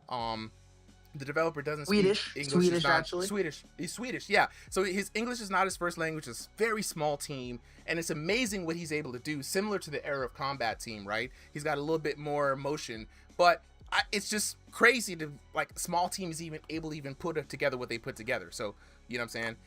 Nick Notorious J says, this makes me want to get a VR headset. No, absolutely, man. If you can. And maybe one day we'll give away a VR headset. Who knows? But for now, though, we're about to get locked in on the next match. We've got Gonzo versus Stevie VR. Both of the boxers are ready. It's going to be me and Bodie up on commentary. Then we're going to switch people out. So let's get on to the tail of the tape. In the blue corner, we got newcomer to the ring, Gonzo, taking on the Stevie VR. Both of these VR boxers locking into the virtual squared circle. Gonzo fighting out of the North America East region at 5 foot 10 inches tall with an ELO of 2001 to 2,500. Across the way from him is Stevie VR fighting out of North America East, standing at 5 foot 7 inches tall with a 2,500 plus ELO. Both these VR boxers fighting in the rune scale control style. This is going to be an epic matchup and a big test for Gonzo because he's taking on a Titan. I don't even know if he's taking on a Titan. Right now, Gonzo with the black and green trunks, Stevie VR with the classic pink trunks, and we already know Stevie gets busy, so let's see if Gonzo is up for the challenge. Man, I am so excited to see Stevie fighting. It's like a tricky vet versus a new coming rookie. I mean, it's something I can't wait to watch. And I'm hoping, oh, big shot coming from Stevie though with the left. I'm telling you, bro, Stevie gets busy, my guy. And what's crazy is that Stevie VR has moved from stationary to room scale, and I think he just got a big power boost when he did that. And he's able to move freely, and Stevie has Energizer Bunny energy, as we like to say, bro, on some I Show Speed vibes. You know what I mean? So we're about to see a high-paced fight, and if Gonzo can't keep up with the pace, it's gonna be a short night. Exactly. I mean, that's just the power of Stevie. But Gonzo, he's holding his own right now, keeping Stevie at a range. And I feel like I should point it out. We've seen Stevie not even that long ago on Thursday hold the longest streak for the King of the Ring. Yeah. So you definitely know he's got the skill. And if Gonzo is able to hold him back from stepping in, being comfortable, we know he's got something in those hands. He does, man. It's really hard to get Stevie to respect you, because Stevie, if he gets a whiff of blood in the water, he gonna disrespect you, bro. So big shout outs to Gonzo holding his own here in the first round, minute and 41 seconds left here. A good tentative first round, and honestly, I like it because here's what's interesting now. Gonzo, one of the few people to actually have that kind of scything stance, man, the hitman stance a little bit, and right now swinging. And a miss there, but ooh, Stevie coming back with some furiousness. You know, I love Stevie, man. He's such a great offensive fighter. He's dishing out shots, but his defense does lack in a certain few areas. True. So if Gonzo could just figure out where that is, little True in the background, he would definitely start landing a lot better and doing well. But Stevie is just piecing him up right now. Yeah, I mean, and when Gonzo lands, I mean, he's landing a lot with his combinations, but we're seeing on an average like 20 or 30 damage coming off of those gloves, right? Stevie, though, pretty consistently in those 40 to 50 range, and you got to be scared with consistent damage like that, because that long-term punishment is going to start building up, and those later rounds are going to be much more difficult. Exactly.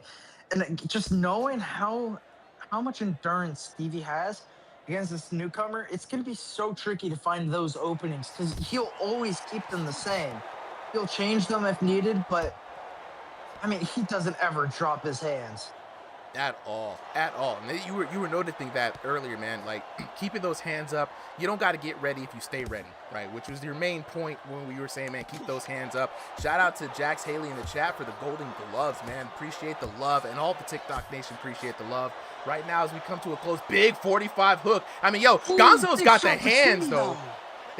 Yo, straight up, man. Hold up. These boys are letting the bombs fly.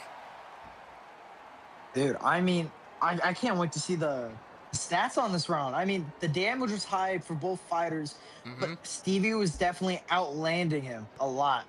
No, 100%, man. Stevie VR, 63 punches in total to 49 punches for Gonzo. Stevie VR dominating jabs 21-6, right? Edge in the cross is 8-5. Gonzo with the big hooks. That's been his primary weapon this entire match, has been those hooks, right? So it's been the straights versus the hooks. And when Gonzo lands, they're heavy, bro. Like, this man is swinging with devious intentions. Good on Stevie for not getting his head just completely taken off. But, I mean, that 88% power for Gonzo may swing it in his favor.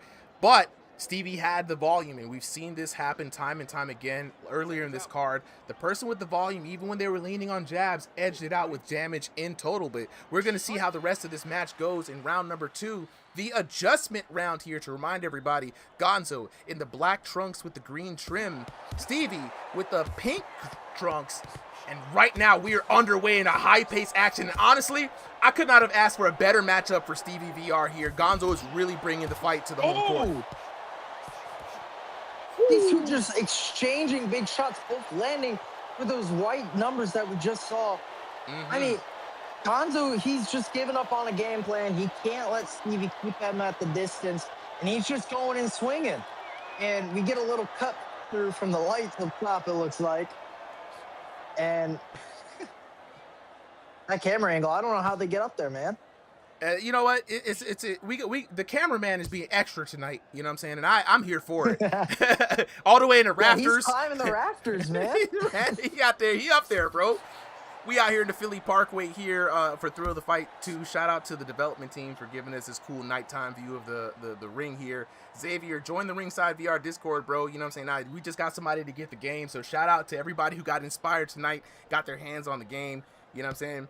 Supercalifragilistic in the chat saying this is so tough, man. This is VR boxing, guys. So these people are really in their room. Just check out the YouTube channel and check out Stevie VR's last video. If you don't believe me, this man is out here getting busy. You know what I mean? I think his last video was, in fact, him playing VR football, not Throw the Fight 2. But oh, no, I'm talking about on the channel. On I'm talking about on the Ringside VR channel because it was him versus Junk Dog. Okay. And if y'all remember that fight, that fight. Yeah, that was crazy fight, bro. I had to put that on there for the record books. Yeah, you got the little guy who's Junk Dog hitting a Dempsey roll, and he was taking down people like Solo Liability, who is known to be a Smurf killer. Yeah, he is the Smurf killer. Exactly. He even has a whole gym named after it. We got people locking in the chat, man. So many new people here in the chat today in the Discord. Love it, man. This is kind of crazy, and there we go. Stevie VR putting in work, man. Wow. Great knockdown there. Here in the second round, Gonzo is going to be feeling that one for a while. Exactly. That right hand just come around the guard, landing well, painting his pink gloves red. And I mean, Stevie has just been on point tonight. Defense and all. And what's crazy is Stevie was saying in the chat, man, for the upcoming gym battle, he's going to be representing Rising Star. And the only person he was worried about for real, he said, was the Pooper. And the Pooper can't fight because he's a coach. So Stevie is coming in here looking like he's going to try to make a clean sweep. And look at the head movement from Stevie. I know. He's still getting caught, but I mean, he's like negating a lot of the damage.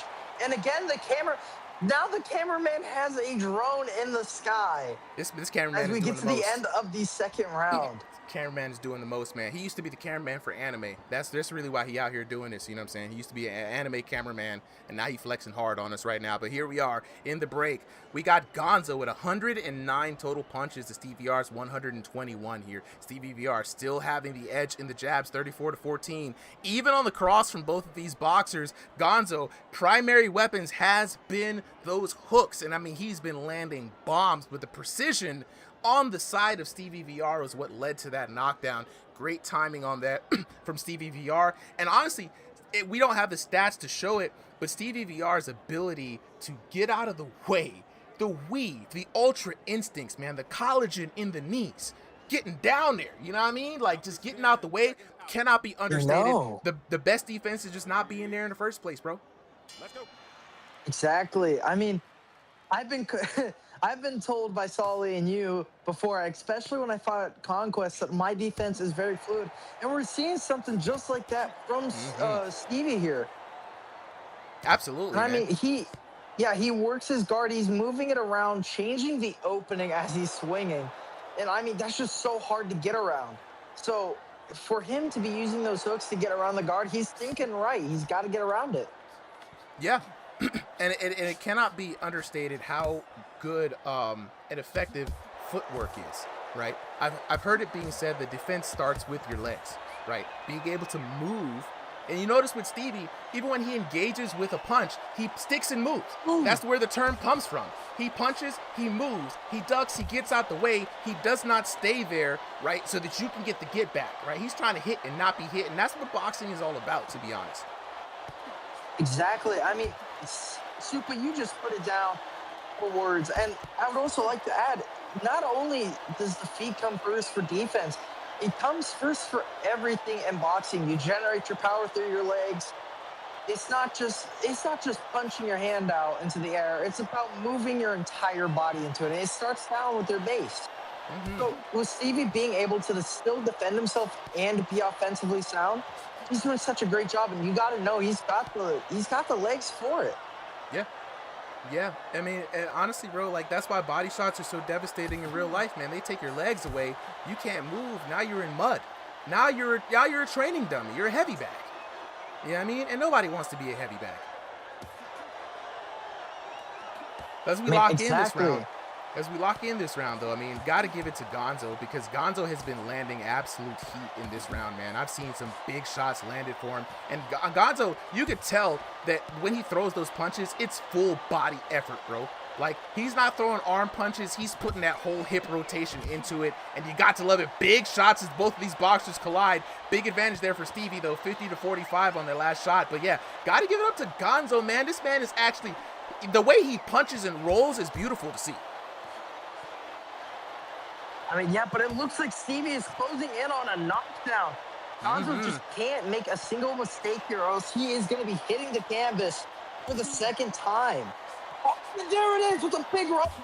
Gonzo needs to do something here with another 64. If Gonzo can put together a good series of shots, Stevie might be in trouble. And they both go dancing. I mean, it's so tough, but like, honestly, the way Gonzo is fighting on the inside here, very good kind of brawling style. Again, if he could just land a couple of consistent big shots, like after some of those big 64s or 50 shots he lands, if he could just piece it up and come in or even lead in off the jab into one of those big shots, it could have been a whole different match. But here we are at the close of the third round. The dap up from both of these competitors, bringing up the punch stats for the one time, and there you go. Your winner for the evening, Stevie VR. Man, 205-193. What a competitive match at the end of the day. 29-27. Stevie VR taking the first two rounds. 10-9, 10-8. Gonzo, like I said, coming back with the heat on that last round. 10-9 for him. But at the end of the day, it was that knockdown in the second round that did it for Stevie VR. 1389-976 in the first round, 1198-1053 in the second round, 1538-1577 for a grand total of 4,125 to 3,606 for your winner. Out of the red corner, Stevie VR. And what a hard fought battle indeed. Hey, shout out to Gonzo, bro. Debut fight going against Stevie like that. If he had went up with anybody else that was around his like level, because Stevie a high level competitor, Gonzo would have destroyed them. I ain't even gonna hold you. You know what I'm saying? Good games to Gonzo, bro. Look at Gonzo's elo. I don't know. Man, no, not you, bro. You an S-rank boxer. Get out of here with that. But yeah, no, Gonzo, he did great. He definitely adjusted a lot better. He saw that him being on the outside was his downfall and decided to throw all the game plan he had of working the outside and using that jab and just really solidified those hooks, staying close and just brawling on the inside. That's where you build that damage up sometimes. Yeah. No, he was good on the inside, bro. You saw him kind of leveraging his shoulder. I would be willing to bet that Gonzo's got some experience in the ring on the outside of the game, because the way he was leveraging his shoulder to kind of, I'd be like, bro, how are you doing that? You wouldn't even feel this man on your shoulder, but he had that head locked in. Boom, boom, rolling, boom, rolling out, boom. And he was on the inside doing that inside work, bro. You know what I'm saying? That's crazy, bro. Good shout out to him, man. Gonzo, I want to see more of you guys. You know what I'm saying? Stevie VR with the W, though. Much well earned. Shout outs to Stevie VR. We're going to move to the next fight of the night. We got 3 more fights left, guys. You know what I'm saying? This is going to be a very good fight. Up next, Ampy versus Clint Steele. The only Cam's mirror match here. Ampy looking to qualify for the ranked challengers, right? In his way, it is his teammate Clint Steele, right? Clint Steele has been working on all kinds of new fights tonight. I know he's going to be getting ready. He's watching with the family at home right now. Shout out to Clint Steele. Dropped a picture in the Discord. Watching on the big screen. That's the best viewing experience right there. Sending both of you guys the code. This is going to be a friendly gym exhibition, man. The gym leader Ampy takes on Clint Steele. Only Cams here on Ringside VR. Now, in the future, when these two fight, the next time we gonna set it up, you guys are gonna actually see them with their cameras. But for Tate, it's just gonna be the VR boxing, guys. But I promise you, pretty soon we gonna have that up. You know what I mean? Jack says, "Is this out yet?" Oh, sorry. You read the chat real quick. No, yeah. I'm reading the chat, man. Kurt says, bro, I don't know how many how corny people may think this is, but this is actually pretty cool. Look, a lot of people come in here think it's corny. A lot of people say, oh man, why is a grown man watching video games? As if they've never seen grown people playing video games. Y'all sound like my granddad. Get the heck up out of here with that. But to be honest, it's really cool because this is a development team that put together a virtual reality boxing game of this caliber that would allow someone like me to put all of his skills on display. My skills are the graphic design, the stream development, the commentary, running the organization. To be able to put all this together so that the folks like this can compete and have fun on this kind of a stage. If you think that's corny, you need to get you some business and mind it, bro, because you ain't doing nothing better out here in this world. I promise you're not providing no value to people. We got folks in this Discord right now who are ex-military vets who this has really been a lifesaver for them. You know what I'm saying? They can't exercise anymore due to injuries, right? So they come in here and they're able to box and kind of get that. We got kids who are practicing, who are IRL boxers, who are amateurs, who use this for fun. We got old folks like me. You know what I'm saying? Who else we got? Let them know. Man, we got well, for me, this game has personally let me learn. And for me, I'm going to college soon and I'm planning on getting into a gym, so hopefully I can start my career. And I think this game has been a huge help. There's other people like me out there. I mean, it's just so helpful. It's something fun. You get to actually have fun and still get a good workout. It keeps my weight in check. And I've lost 20 pounds. I've lost 20 pounds. Dude, oh my God, I'm telling you, I've lost so much weight. I was probably 170 before, and I'm now sitting at the 155 range comfortably.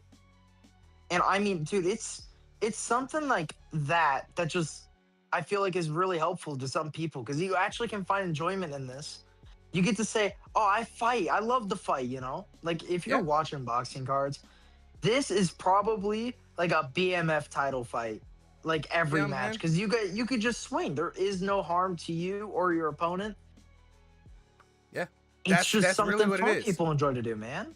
That's really what it is. So we got Clint and we got Ampy locked in for the next match, man. And like I said, I don't really mind. People are more than welcome to their opinions too. So if you really do think it's corny, I ain't gonna be mad at you, bro. You're welcome to your opinions. You know what I'm saying? But I'm gonna drop the Discord in here for everybody who wants to join the Ringside VR Discord. If you got the game, if you're interested in joining in, you want to be a coach, a commentator, a competitor, or just want to join the Discord and show support, man, lock in with us. We got a lot of people here. Big stream tonight. We're up next. We're about to take it to the tail of the tape. We've got in the blue corner Ampy taking on Clint Steele in the red corner. Both of these VR boxers locked into the virtual squared circle. Ampy fighting by way of North America Central, coming in at 5 foot 11 inches tall with an ELO of 2001 to 2500. Standing across from him is Clint Steele with a height of 5 foot 8 inches tall, fighting by way of North America West. His ELO over 2500. Both of these VR boxers fighting in that room scale play space, so you know it's good. This is going to be a great matchup. Both of these VR boxers fighting out of a brand new gym owned by Ampy.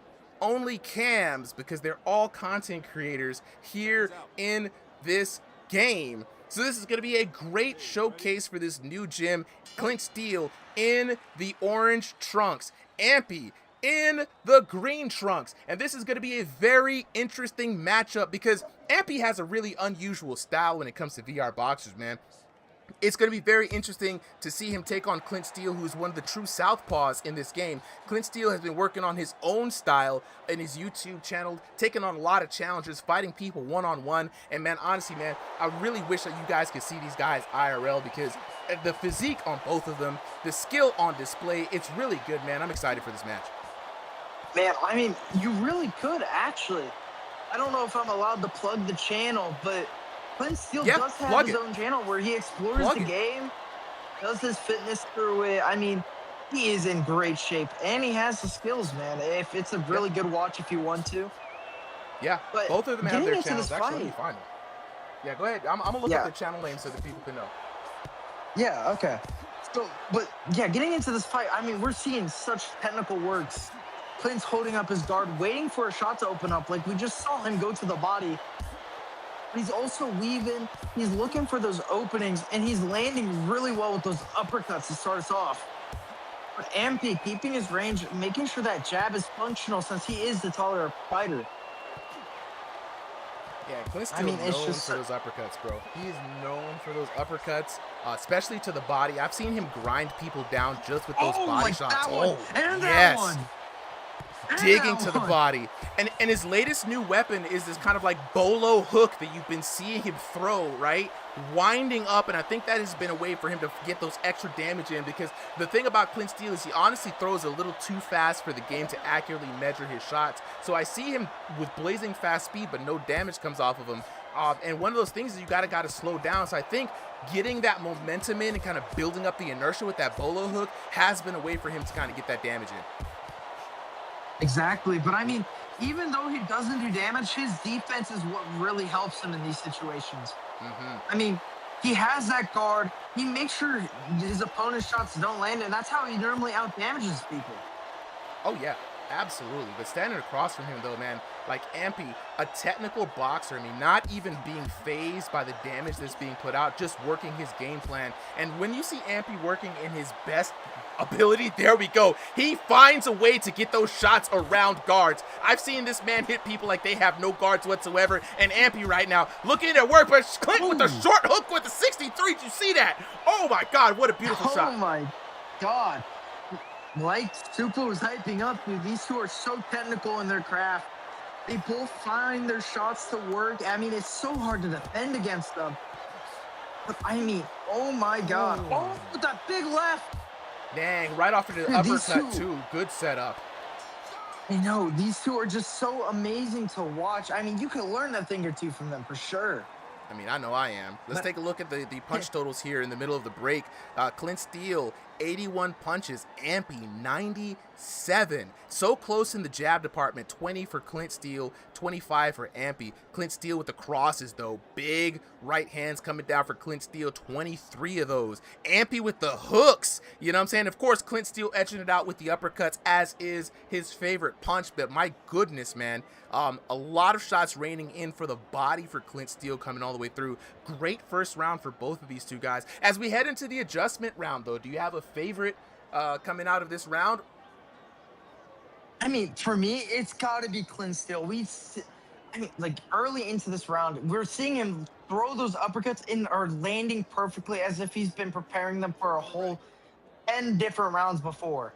And if he's going to be able to hold that accuracy with them, he's going to be able to do some serious damage as Ampy tries to step in or do anything. 100%. Round number 2 here underway. Clint Steele in the orange trunks, Ampy in the green trunks. And right now, this is the adjustment round. Now, one thing that has been an Achilles heel, oh God, good counter shot there by Ampy. One thing has been the Achilles heel for Clint Steele, though. He burns bright, and sometimes some opponents just kind of get the better of him in the later rounds. I wonder what kind of adjustments Clint Steele has in his game plan to prevent that, because right now, it has been still an absolute war starting off in the second round. I mean, dude, these two are just exchanging power shots. One of them doesn't do any damage while the other is landing these 50s. But then the other just starts landing, and the other can't do anything about it.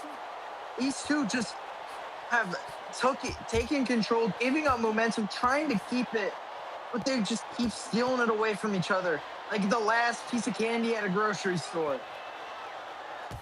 Like the last piece of candy indeed, man. And they got the sweet tooth for the damage here in this second round. And what's crazy is, man, they're just not even trying to run away from each other, man. They're just standing in there, a chess match back and forth. I mean, Ampy still even working those jabs, even in this close range. Clint Steele landing absolute bombs. I don't know who has the edge in this match. I'm on the edge of my seat. Chad, I hope you are too.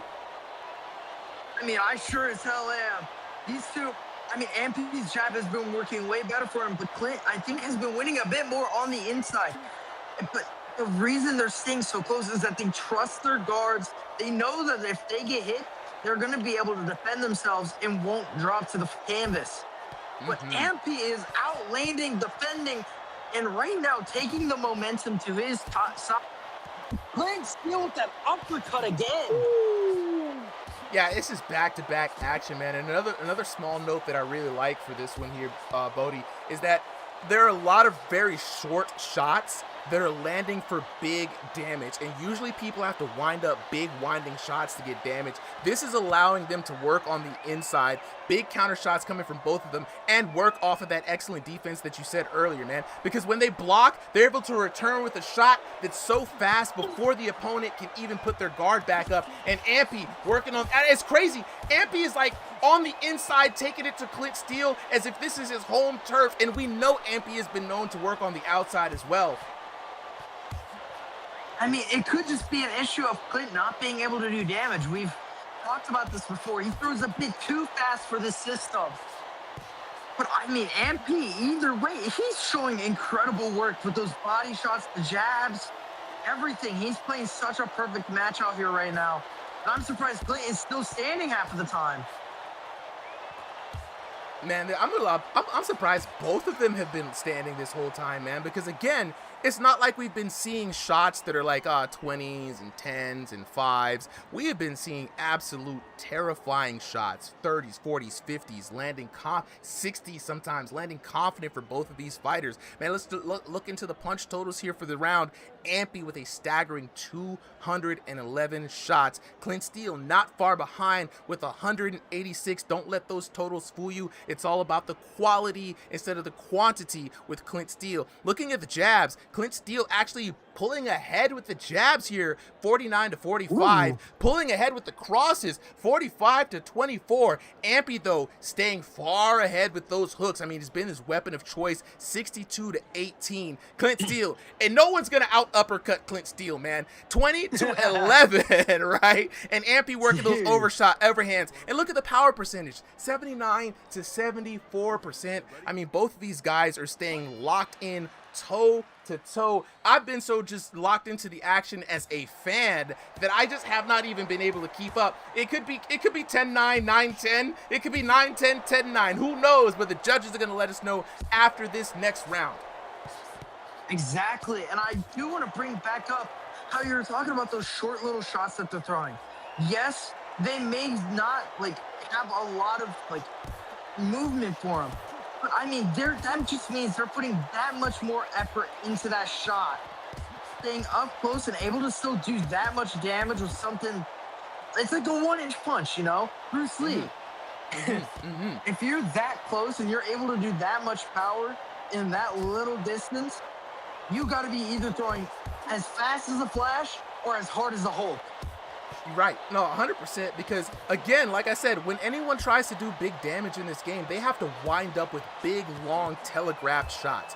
These guys are locking in at minimum 25 on short shots. That is dangerous when it comes to the damage in this game. Oh, and there it is with that short little jab to the body from Ampy. Just proving our point. A 68 for Clint. Can he get the knockdown? Ampy's rocked. If Clint can lock in right now, this is the time. Another 68 for Clint. Ooh. Big shots for the body. 40 for Clint. Clint is on an absolute tear. Ampy has to lock in on the defense right now. He cannot make any mistakes because Clint Steele smells blood in the water. Exactly, but I feel like Clint's going too much to the body. Yes, his body shots are deadly, but Ampy can just hold his hands down there, wait, and then counter him, like we just saw with that 58. But I mean, still though, Clint was still able to land a serious amount of damage there on Ampy. It's going to put him ahead as far as the judges go in the damage. And when you're in the third round, locked into a war like this, every damage of number counts. You know what I mean? You can't, even if you don't get the knockdown, you might just put yourself ahead enough so that the judges just kind of just go in your way. Exactly. Like, even though you guys may be doing the equal amount of damage every shot, if you're able to hold the momentum for long enough, force them on the back foot long enough to where they can't strike or else they're going to fall, that's just going to build up even more extra damage for you in the long run.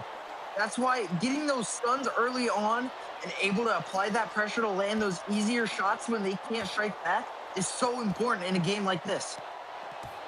Yes, very, very much important, man. I mean, cannot stress how important that is. And there it is. Clint Steele finds the shot that he needed after such a grueling war. Ampy finally hitting the canvas. I mean, the taller they are, the harder they fall. Clint Steele. And there it is. I mean, that came at the absolute right time for Clint Steele, dashing the hopes of the gym leader, Ampy, man.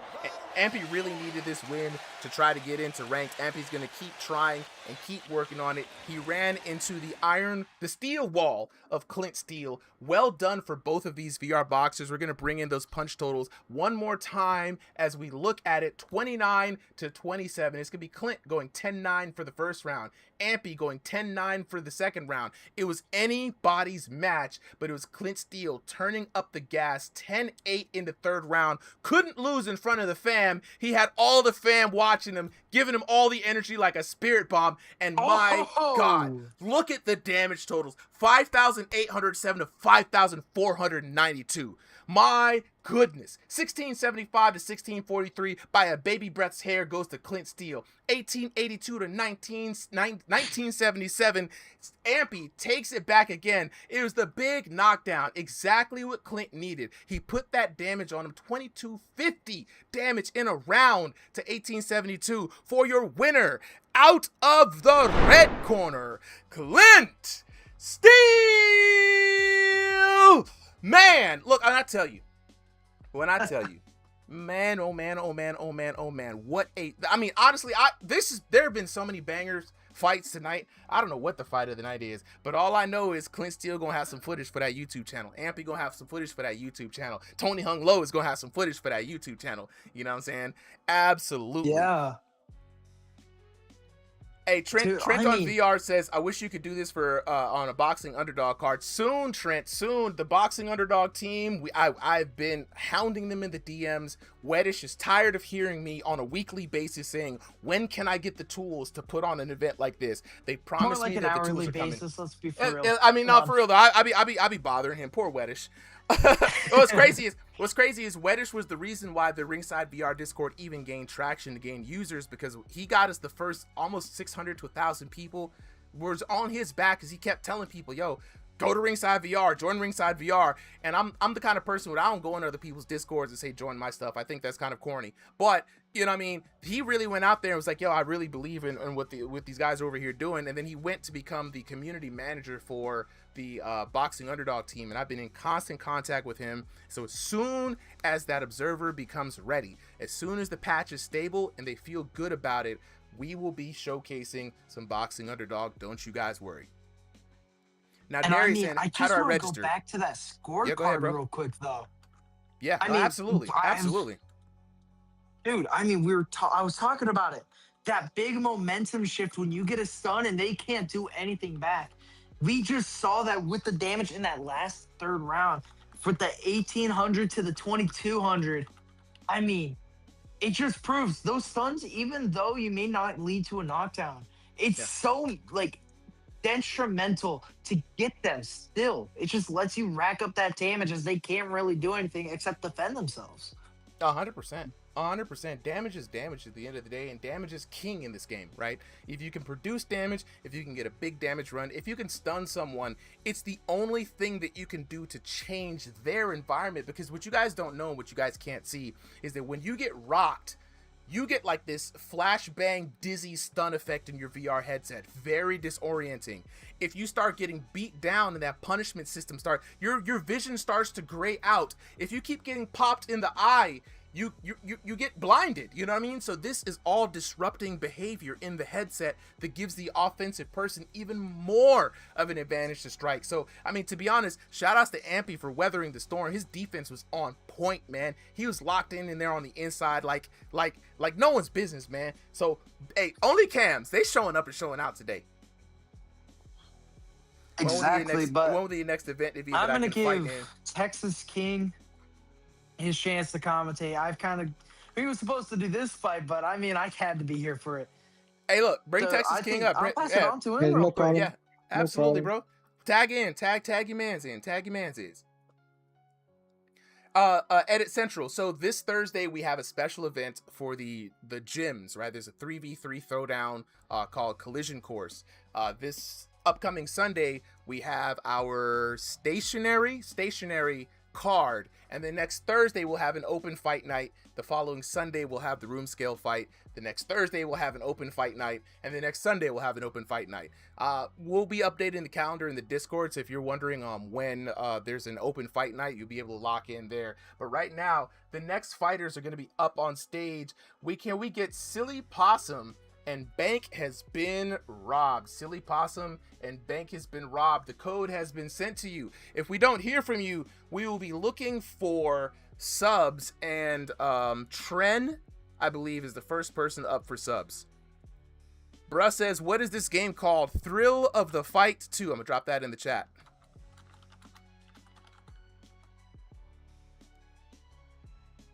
There we go. We got Silly Possum locked in, and Bank has been robbed locked in. Look, they said, look, we've been waiting here all night. We not gonna miss our chance. And then after that, we got Grandpa Curls versus Iron Vitality. So Grandpa Curls and Iron Vitality. I'm just going to go ahead and give you guys the code anyway for now, so you guys have them on deck so we can move on through. But we are going to go on with Silly Possum versus Bank has been robbed. By the way, I do want to ask real quick. Yes. Is next week another exhibition night, or is that the stationary ranked card? Next week is stationary ranked. I got to update the calendar. It says exhibition, but it just says exhibition by default for every Sunday. So next week and the following week are ranked cards, and then we'll be back. So it's 2 weeks of ranked, 2 weeks of exhibitions. We might switch it up depending on if people want, but we're gonna give them their shot. Then this Thursday is the first ever Collision Course special event, and then we'll be back to the King of the Ring the next following Thursday. Vote BY Boxing. Vote BY Boxing. We're gonna win. Hey, look, hey, gym representation, man. Shout out. You know what I'm saying? Yeah. Who am I matched against? Next ranked card, Killer Cam, champion in the chat. I'm gonna let you know, Cam. We haven't made the cards yet. We're gonna give people the opportunity to move around for room scale. We got the offline matches for room scale, so we just don't know who's gonna be ready for the fights just yet. All right, Bodie said, yeah, winner of him and Contour for sure. If they can get an offline match, we will know for sure. If not, it might be the rematch with Bodie, to be honest, because we haven't really heard from Contour much. For Tren and Darius, if you guys want to run it, you don't have to wait to be on stream, man. Use the Let's Fight channel, jump in the Discord, just meet up with each other and run a fight. You know what I'm saying? Absolutely. Killer Cass is banned Stevie VR. All right, let's get ready on to the next one. Texas King Dub up on commentary. We got Silly Possum taking on we got Silly Possum and Bank has been robbed. Both these VR boxers locked in. So let's go ahead and head to the tail of the tape.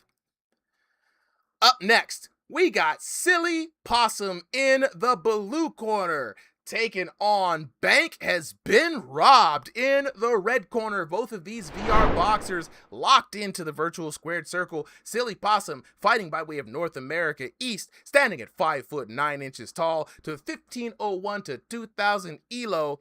Bank has been robbed fighting by way of North America Central with a height of 5'11" tall. His elo coming in at 2001 to 2500. Both of these boxers fighting in that stationary play space. This is going to be an exciting matchup. I can't wait. We got Bank has been robbed out here in the black trunks, Silly Possum in the yellow trunks. And my goodness, what an amazing night this has been. Texas King Dub, we're about ready to be treated to another excellent VR boxing match, man. I hope you're excited. Yeah, man, can't wait for this one. Both great fighters in the stationary ranked division as well. Oh, absolutely, man. And so we've been seeing some good skilled matches here. Shout outs to the new camera guy. You know what I mean? Working these new camera angles. And here we go. Already off rip. Bank has been robbed, man. Throwing hands here. Trying to put Silly Possum on the back foot. Silly Possum taking a few shots, but giving some back, man. Yeah, man. Bank has been robbed. Is very good with his head movement. He's always gonna be moving. He's not gonna be stationary for you. And he's great with his jabs. Here we go. Silly Possum taking a little bit more of the passive route. You know, that's going to be very dangerous, man. You don't want to fall too far behind as you're trying to check out your opponent here in the discovery round.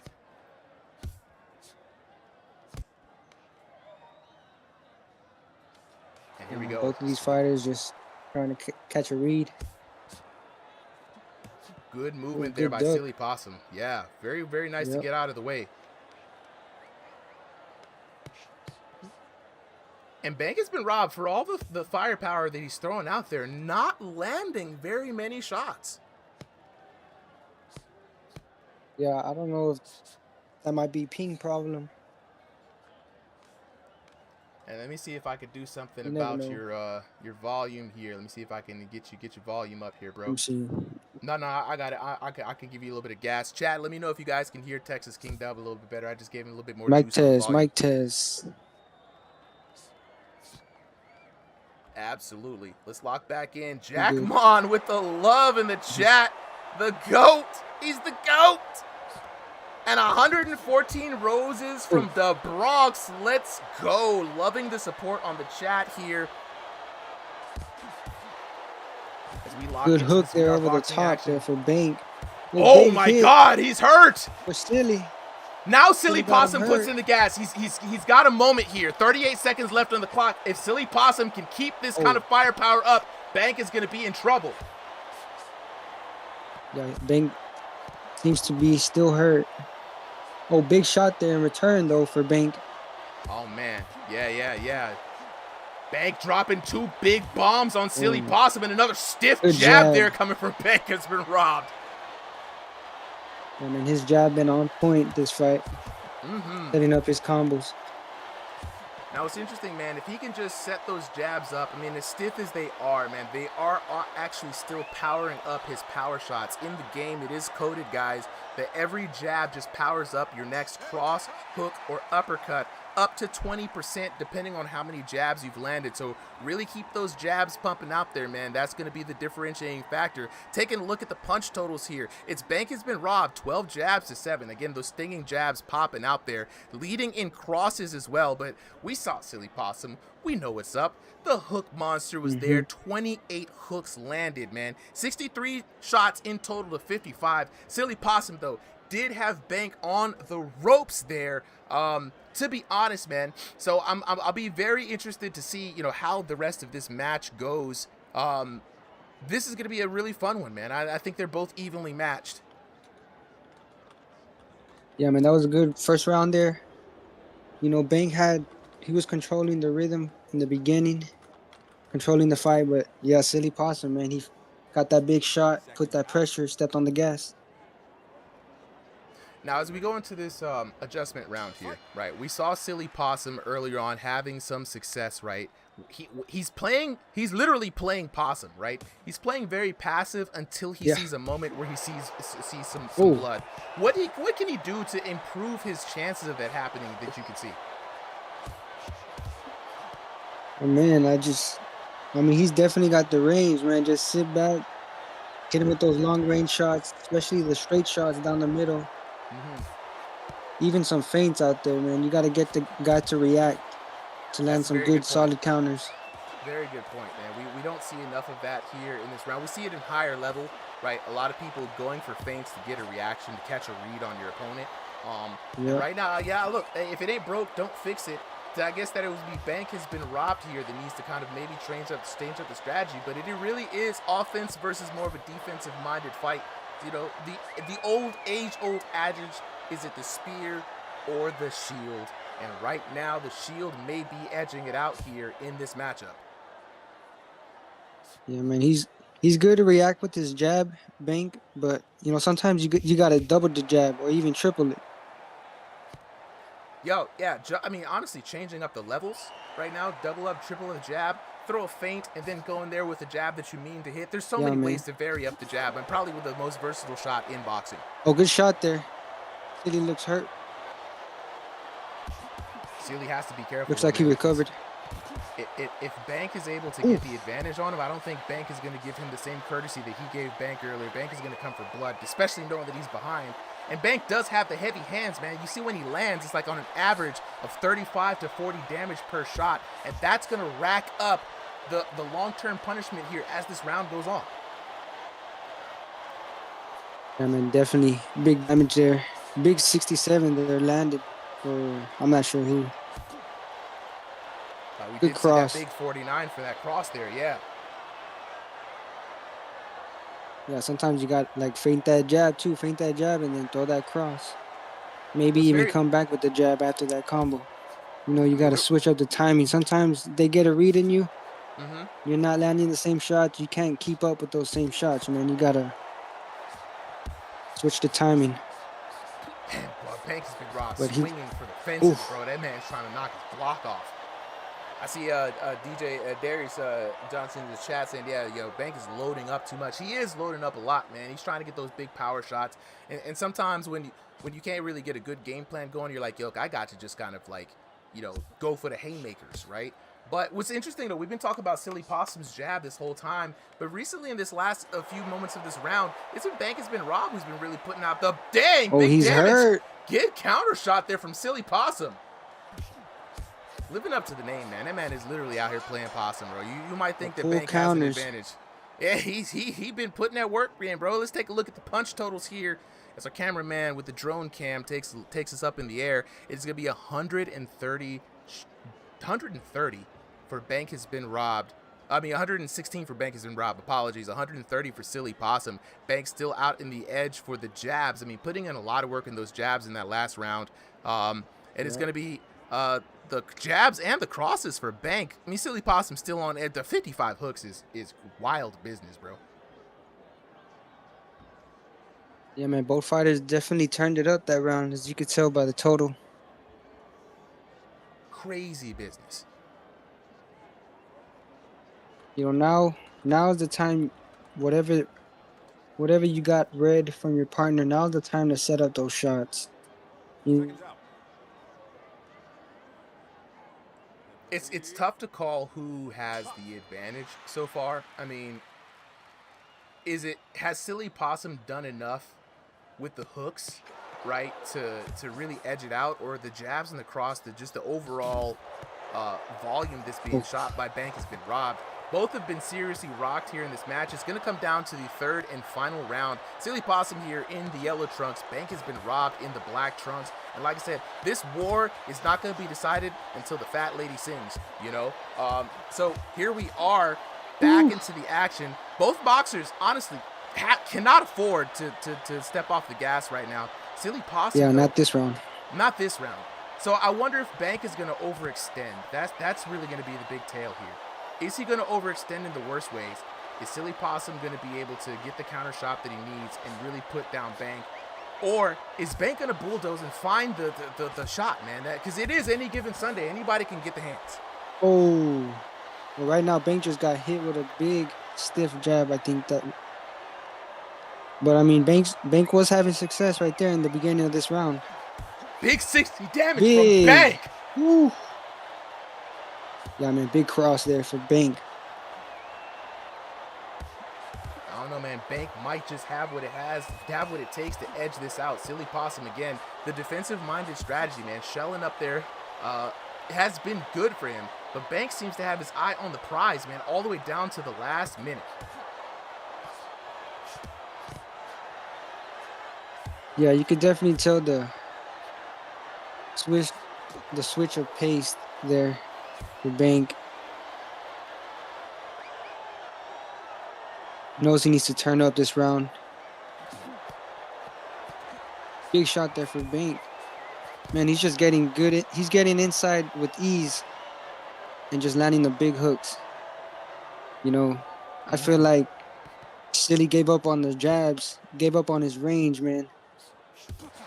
Yeah, sometimes, dang, big shot there. That one ring his bell. This is Banks has been Rob's moment. He's got to lock in and get the follow-up shots, but no, he lets Silly Possum recover. You got to have a killer mindset and a mentality, man. When you get that stun, you got to be methodical. You know they're dizzy. Start moving. Oh, good Get cross. out of their He's line of still sight landing and it. start landing. Man. Yeah, man. Maybe he just feels like he got some rounds on him. He got the rounds on him. The number. Feels like he's up. Man, we got Playing it 17 safe. seconds left in this fight, bro. 17 seconds left. Now is the time to put it all on the line. You got to fight like you're behind because every punch matters right now. And honestly, Bank has been robbed for me that has been coming out ahead in this third round. Silly Possum now rocked again. Bank could do it. Oh, not enough time. And there it is. All the way down to the end. It's going to go to the judges right now. Yeah, I gotta say Bank won that one.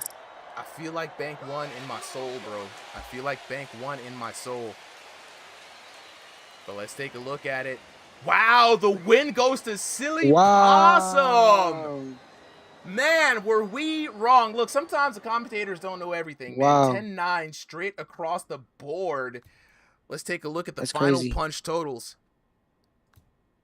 10-9, 10-9, 10-9. No knockdowns, but the damage was where it was at. 1326 to 1166. 1438 to 1113. 1591 to 1295 for a grand total of 4,355 to 3,574 for your winner. Out of the blue corner, Silly Possum. Man, shout outs to Silly Possum. Look, for the last fight of the night, man, we're going to bring up the champ, Killer Cam. He said he wants to bless the mic, you know what I'm saying? So we're going to have Killer Cam take us home for this last fight.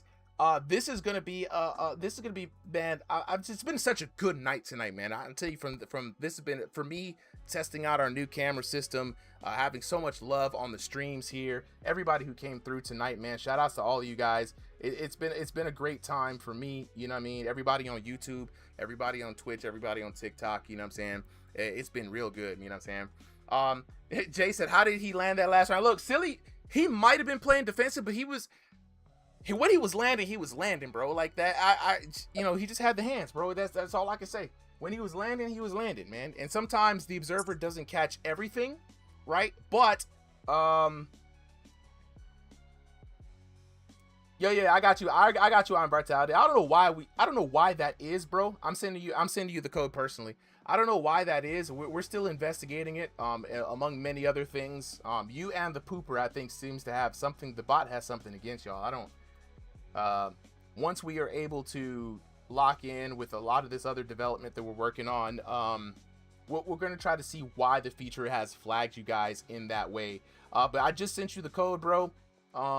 With that being said, hey Cam, go ahead and give me some audio, bro. We get an audio check for you for this mic for test this last 1 fight. 2 1 2 1 It 2. is coming in loud and clear. So Trent, it seems like the last fighters of the night have locked in. So no more subs, it seems, for this time. Michigan Ray, what happened? Is that a broken headset? Damn, that headset's been through it though. I ain't gonna hold you. This man's had this headset since day one. It fell down the stairs, bro. No. Hold on, I'm bringing you back up, Cam. Yeah, I pressed the wrong button by accident. You good. It works. I still just need a little tape. You know, the other thing too, man, I really feel like, you know, the more I talk to people, the more like I'm trying to really feel like what's valuable for the community, man. I think like knuckles for the gloves, for the controllers. I feel like new head straps for people feels like a better move than the VR boxing gloves. Who's fighting? We got Grandpa Curls versus Iron Vitality for the last matchup, man. Make sure we got everybody Cam, in what this. have you been saying? I'm sorry, I just came back. You said what now? Cam, bro, what are you doing? Nah, Huh? Cam's up here for commentary. Hey, Bodie, you wanna commentate with Cam? You know what? Let's get it. Let's get it, Cam. Y'all get it. Y'all jump in for this last one, bro. I'm gonna be locking in with adjusting the camera a little bit. We got the old school for the old fools. Grandpa Curls taking on Iron Vitality for the last match of the night. We're gonna go ahead and lock in with the homies real quick. But first off, let me go ahead and give Silly Possum his much deserved win here. as we move on to the last fight of the night. And then we're going to take it to the tail of the tape. Both of these VR boxers are locked in. We got Bodie, we got Killer Cam on the mic. You know, usually these guys are facing off head to head, but now they're on the same team. This is great. Let's get it.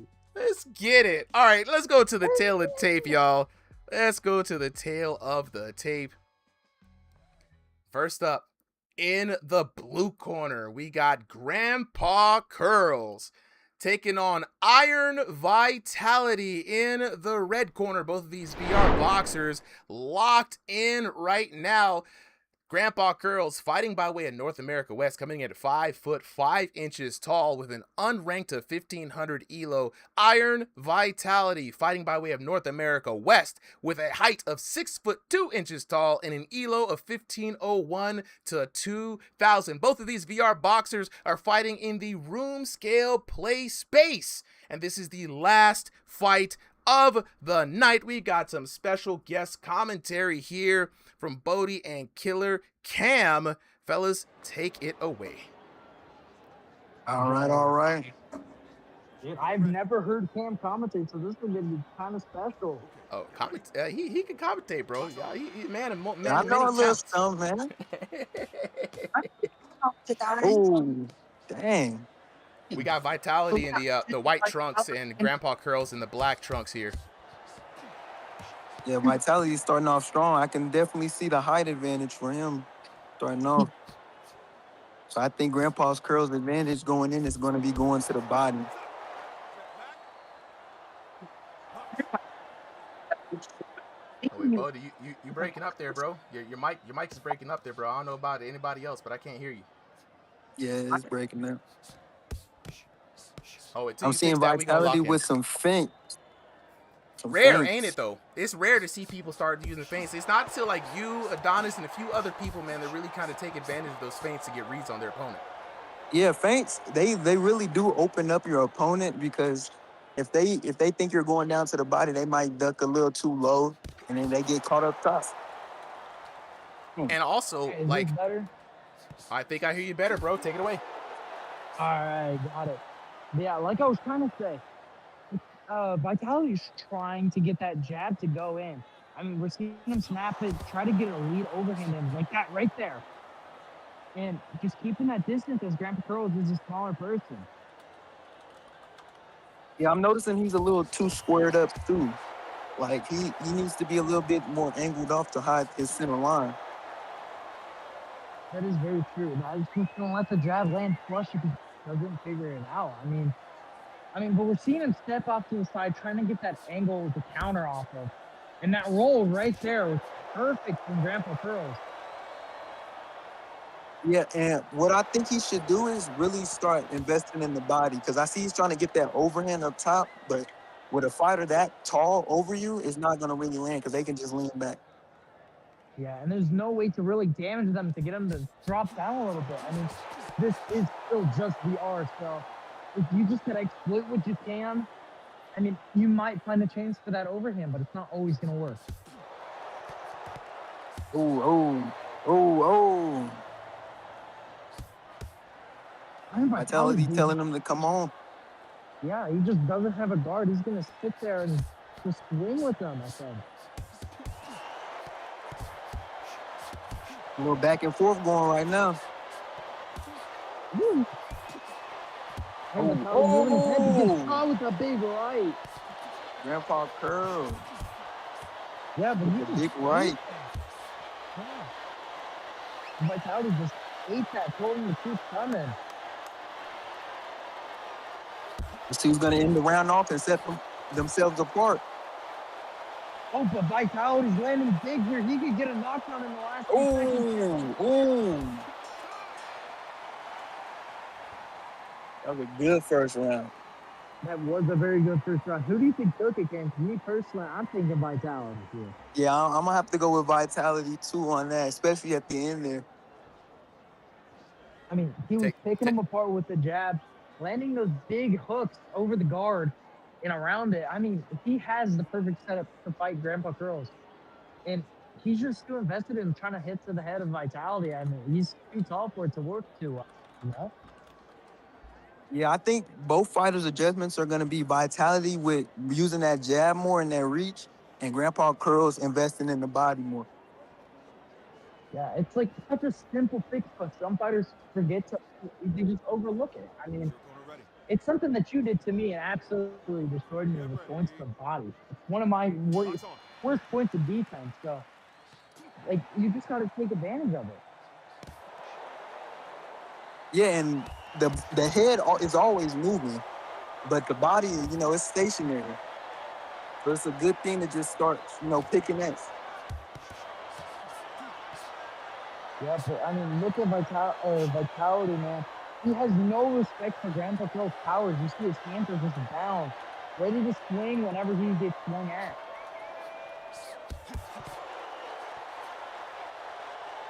Little inside work going in for both fighters. Oh, man. These guys are just swinging big and praying. I think there's a bit of a power discrepancy right now for Grandpa Curls because he's getting in. He's just not landing big.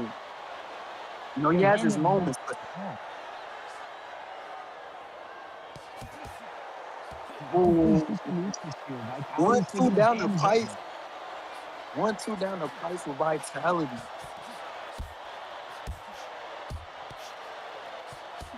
I'm telling you, I just saw the cleanest body shot I've ever seen come out of Grandpa Curls. It just did nothing. Vitality has an iron stomach. He's telling him, go ahead, get your shots off. Go ahead. Ooh, But I mean, he's picking his shots, landing one, stepping to the side, letting Grandpa Girls get off balance, and then landing a second time and getting away. He's just yeah, I was just about to absolutely say. using his opponent's movements against him. I feel like Grandpa Curls is throwing, but he's not on balance when he's throwing, so he's not getting no power. Exactly, and that's something that you need both IRL and in the VR headset. I mean, this game really tries its best to get as accurate as possible. Though there may be something not right, they do get a good amount of it.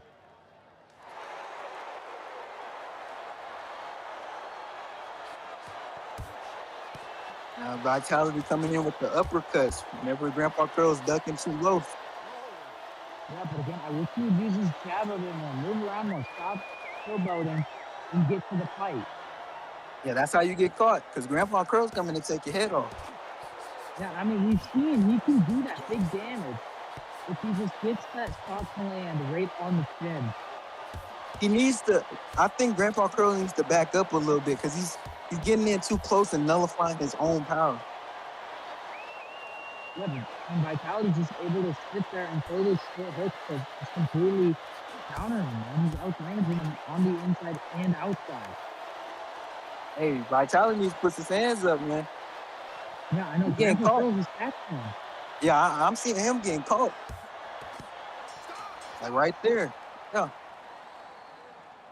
Dude, To be honest, oh, you got it. You I'm got gonna it. have to. Yeah, I'm gonna have to say Grandpa Curls took that round. Ooh, I gotta disagree. I know Grandpa Curls looked really good that round. He looked a lot better than the first, but Vitality just hits way too hard for him, you know? Yeah, And but yes, Grandpa based Curls off has sheer some nice volume, I think Grandpa Curls had the volume going. Yeah, can we get a fact check on that? I want to see the volume. Can we get that super? So totally, right now, Vitality's up 156 to 112 in total punches. Grandpa Curls is leading in jabs 24 to 18, leading in crosses 13 to 8. He's leading in hooks 28 to 24. But it is the overhands for Vitality 60 to 13 that is really putting him ahead. It's those big overheads. I mean, I think the game is registering a lot of those, maybe like since he has to punch down, they're registering maybe a lot of his crosses as overheads. But Vitality, though, whatever he's landing that's considered an overhead has put him over with that 156 113. Oh. Grandpa Curls getting a nice combination out there. Vitality has to take a step back. Someone got to set themselves apart, man. Like, you got to see who's clearly the victor. Yeah, I think it's Vitality right now. Vitality Wait, who with a got big caught right there? hand. mean, dude, I'm seeing this. Vitality's landing hard, but Grandpa Gross is just outlanding him right now. High for everyone. As the taller fighter, I wouldn't fight in the inside with the shorter arm person. I feel like that's where Vitality's messing up. Yeah, man. I mean, Vitality, yes, he may be smart, but he's way too cocky in this ring. I mean, yes, he might have the big damage discrepancy, but it's like he's getting outlanded now. He might just be losing this.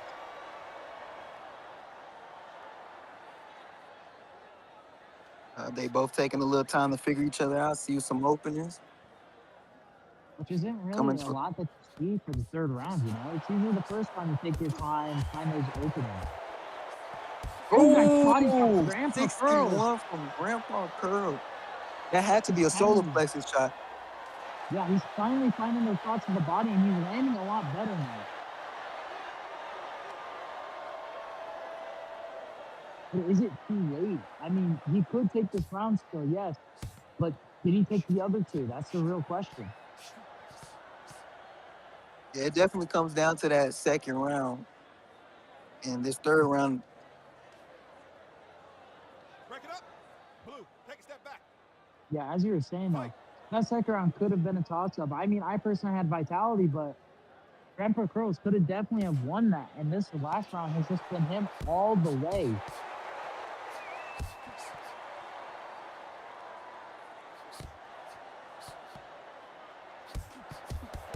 if Grandpa Curls can get that lead hook into that liver, I feel like he can knock Vitality down. Yeah, man, Cam, you might have to show him how to do it. You know, let me get in there and teach him. Get in the middle of the fight, you know, just stop it for a liver shot, you know.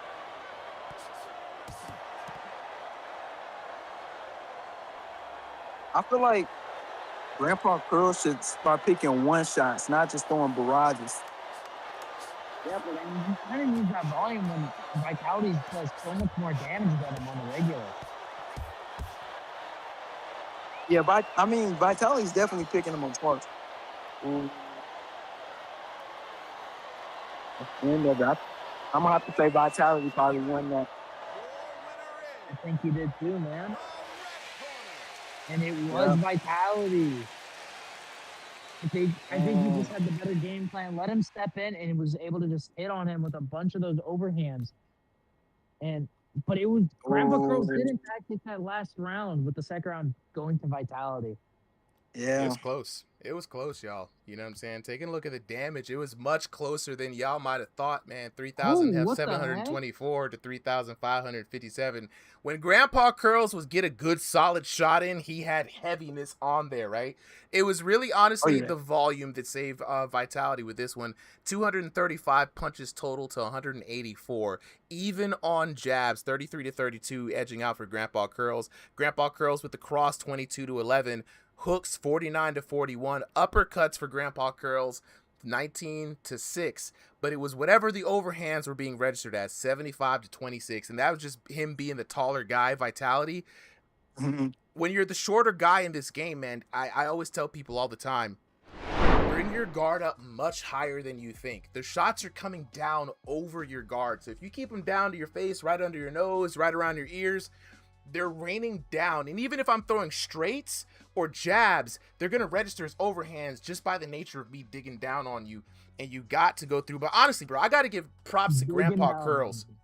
Because Grandpa definitely, Curls, 100%. yeah, he an older dude like me. He a unk for real. And I've been seeing him. He was in 59 and Divine's Discord, putting in work, man. You know what I'm saying? So big shout outs to him. And also, man, Iron Vitality put on a show, man. This man fought a good, clean fight. The winner of tonight, Iron Vitality, did his thing, man. You know what I'm saying? Absolutely, guys. Nah, Ampy, you can watch the VOD, bro. It's here. And big shout outs to the commentators, man. Look, y'all, people out. I know Cam commentated. I'm like, I've commentated with Cam a couple of times, bro, and it's been very good. This man's insight on boxing and the game, I'm telling you, dog, y'all be getting blessed when he come up in here dropping gems on y'all. Y'all better take notes so you can get some dubs. For real. Shout out to Bodie, too, man, holding it down for the commentary the whole night, man. You guys are naturals, honestly, straight up. We got people in the chat, and look, guys, this is gonna be it for me here tonight, man. We are ending the night. I'm gonna tell you guys something really awesome. We used to have the stream where the highlight of the night was 62 people, and it would end with like 8. Now we're ending the night with 64 people. We had about almost 3. I think we might have hit 300 throughout the whole stream, and that just goes to show how, you know, people are really appreciating the production value that we're bringing to the game. People are appreciating the community. Honestly, the community's been real strong. Again, we're almost about to hit 4,000 people in the Discord, and we be having like 200 to 300 people on average just active in the Discord. You know what I'm saying? The Hunter J says, how do I join one of these? I'm gonna drop this information for you guys. Join the Ringside VR Discord. Link is in the chat right now. Mr. Joe, yeah, absolutely, man. Join the Ringside VR Discord. It's free to join. We don't charge y'all for nothing. We have open events like the exhibitions and King of the Ring Nights where anybody can get in on the action. When you jump into the Discord, guys, all you got to do is type in /register, just a slash and register. It'll bring up an app that will allow you to register your profile. Once you have a profile, you can update your profile at any time by pressing /profile. Or you can look at the roster, /roster. You can look at the fight cards, /fight card, and you can sign up, /sign up. It's real simple, right? Definitely jump in, man. Nayar says, where can I play this game? So the game name is Thrill of the Fight 2. I'm gonna drop it in the chat. You hear me typing away. Thrill of the Fight 2. If you have a Meta Quest headset, I think anywhere from Oculus all the way to the Quest 3, Quest 2, Quest 3, 3 Pro, 3S, you know what I mean? As long as you can get it on the Meta store. Is it possible to play the Thrill of the Fight 2 on the Quest 1? I would. Is that not possible? It might be. I think I wouldn't. I mean, I'd be interested in seeing somebody try it, but I wouldn't. I wouldn't recommend it at all, bro. Because I've never seen someone say. If it's so crap on the Quest 2, I'm telling you, Quest 1 would not. It would die in like 30 minutes, bro. You would get one fight every hour. Gee. Actually, probably even longer than that, man. I'm telling you, one fight every like 3 hours. Nayar Boxing in the chat was asking, has there been any updates? I already have the game, but haven't played in a long time. Depending on how long is a long time, major updates like single player mode have been in, contextual knockdowns for single player mode, a bunch of new skins and customizable shorts. We've got several generations of knockdown update, punch data, fight system data, tons of updates. I mean, God, there's been so many. There's literally like an update every 2 weeks at this point. And they're still crafting the game, so definitely a good time to hop back in, especially if you haven't been their advanced calibration, right, Mr. Joe? Right, a bunch of new stuff, man. But hey, look, that's gonna be it for me today, guys. I'm gonna sign off here. Please join the Ringside VR family. Hop up on in here. This upcoming Thursday, we have the Collision Course team battles dropping off for Thursday. First brand new event, whole new stream lockup, whole new game show. Then we're going to follow that up on Sunday with the stationary ranked card, and then we're going to follow that up next Sunday with the room scale ranked card. So be on the lookout for more VR boxing action here on Ringside VR. And I'm going to be reaching out to the S-Class boxers as well once we get a full active locked loaded team of S-Class boxers, because you see these guys here on the stream. These are some great animations, but these are dummy animations. The goal is to get the champ and the S-rank boxers to have their own characters on these animations. So I'll be looking to schedule some media days specifically for people. Don't worry, guys, it's gonna be just as easy as the previous media days. I just need to know what type of punch you want to land, and you just need to take a couple of photos, and then that's it. I'll do the rest. Don't even worry about it. You know how Uncle Super gets down, man. Try to make it easy for y'all. So, hey, don't you have my pictures? Can't you make mine already? But what I need to do is get you to, so how I made these, I had Prophet and I had Solly dress up as these characters, and I told them how to pose for what I needed to get my animation set up, right? So I have your characters, but your characters right now are just kind of standing. What I need to do is get the right angle, the right vibe, you know what I'm saying? It's a whole choreographed kind of thing, and all I need you to do is pose a couple of times so I can get good enough references, and then I can take care of the rest. Yes, sir. Yes, sir. Yes, sir. With that being said, y'all, have a great night. Appreciate y'all. Y'all been a wonderful audience. I'm about to shut it down. Remember, guys, lock in with us. Like, share, and subscribe. Jump on the YouTube channel. Show us some support, man.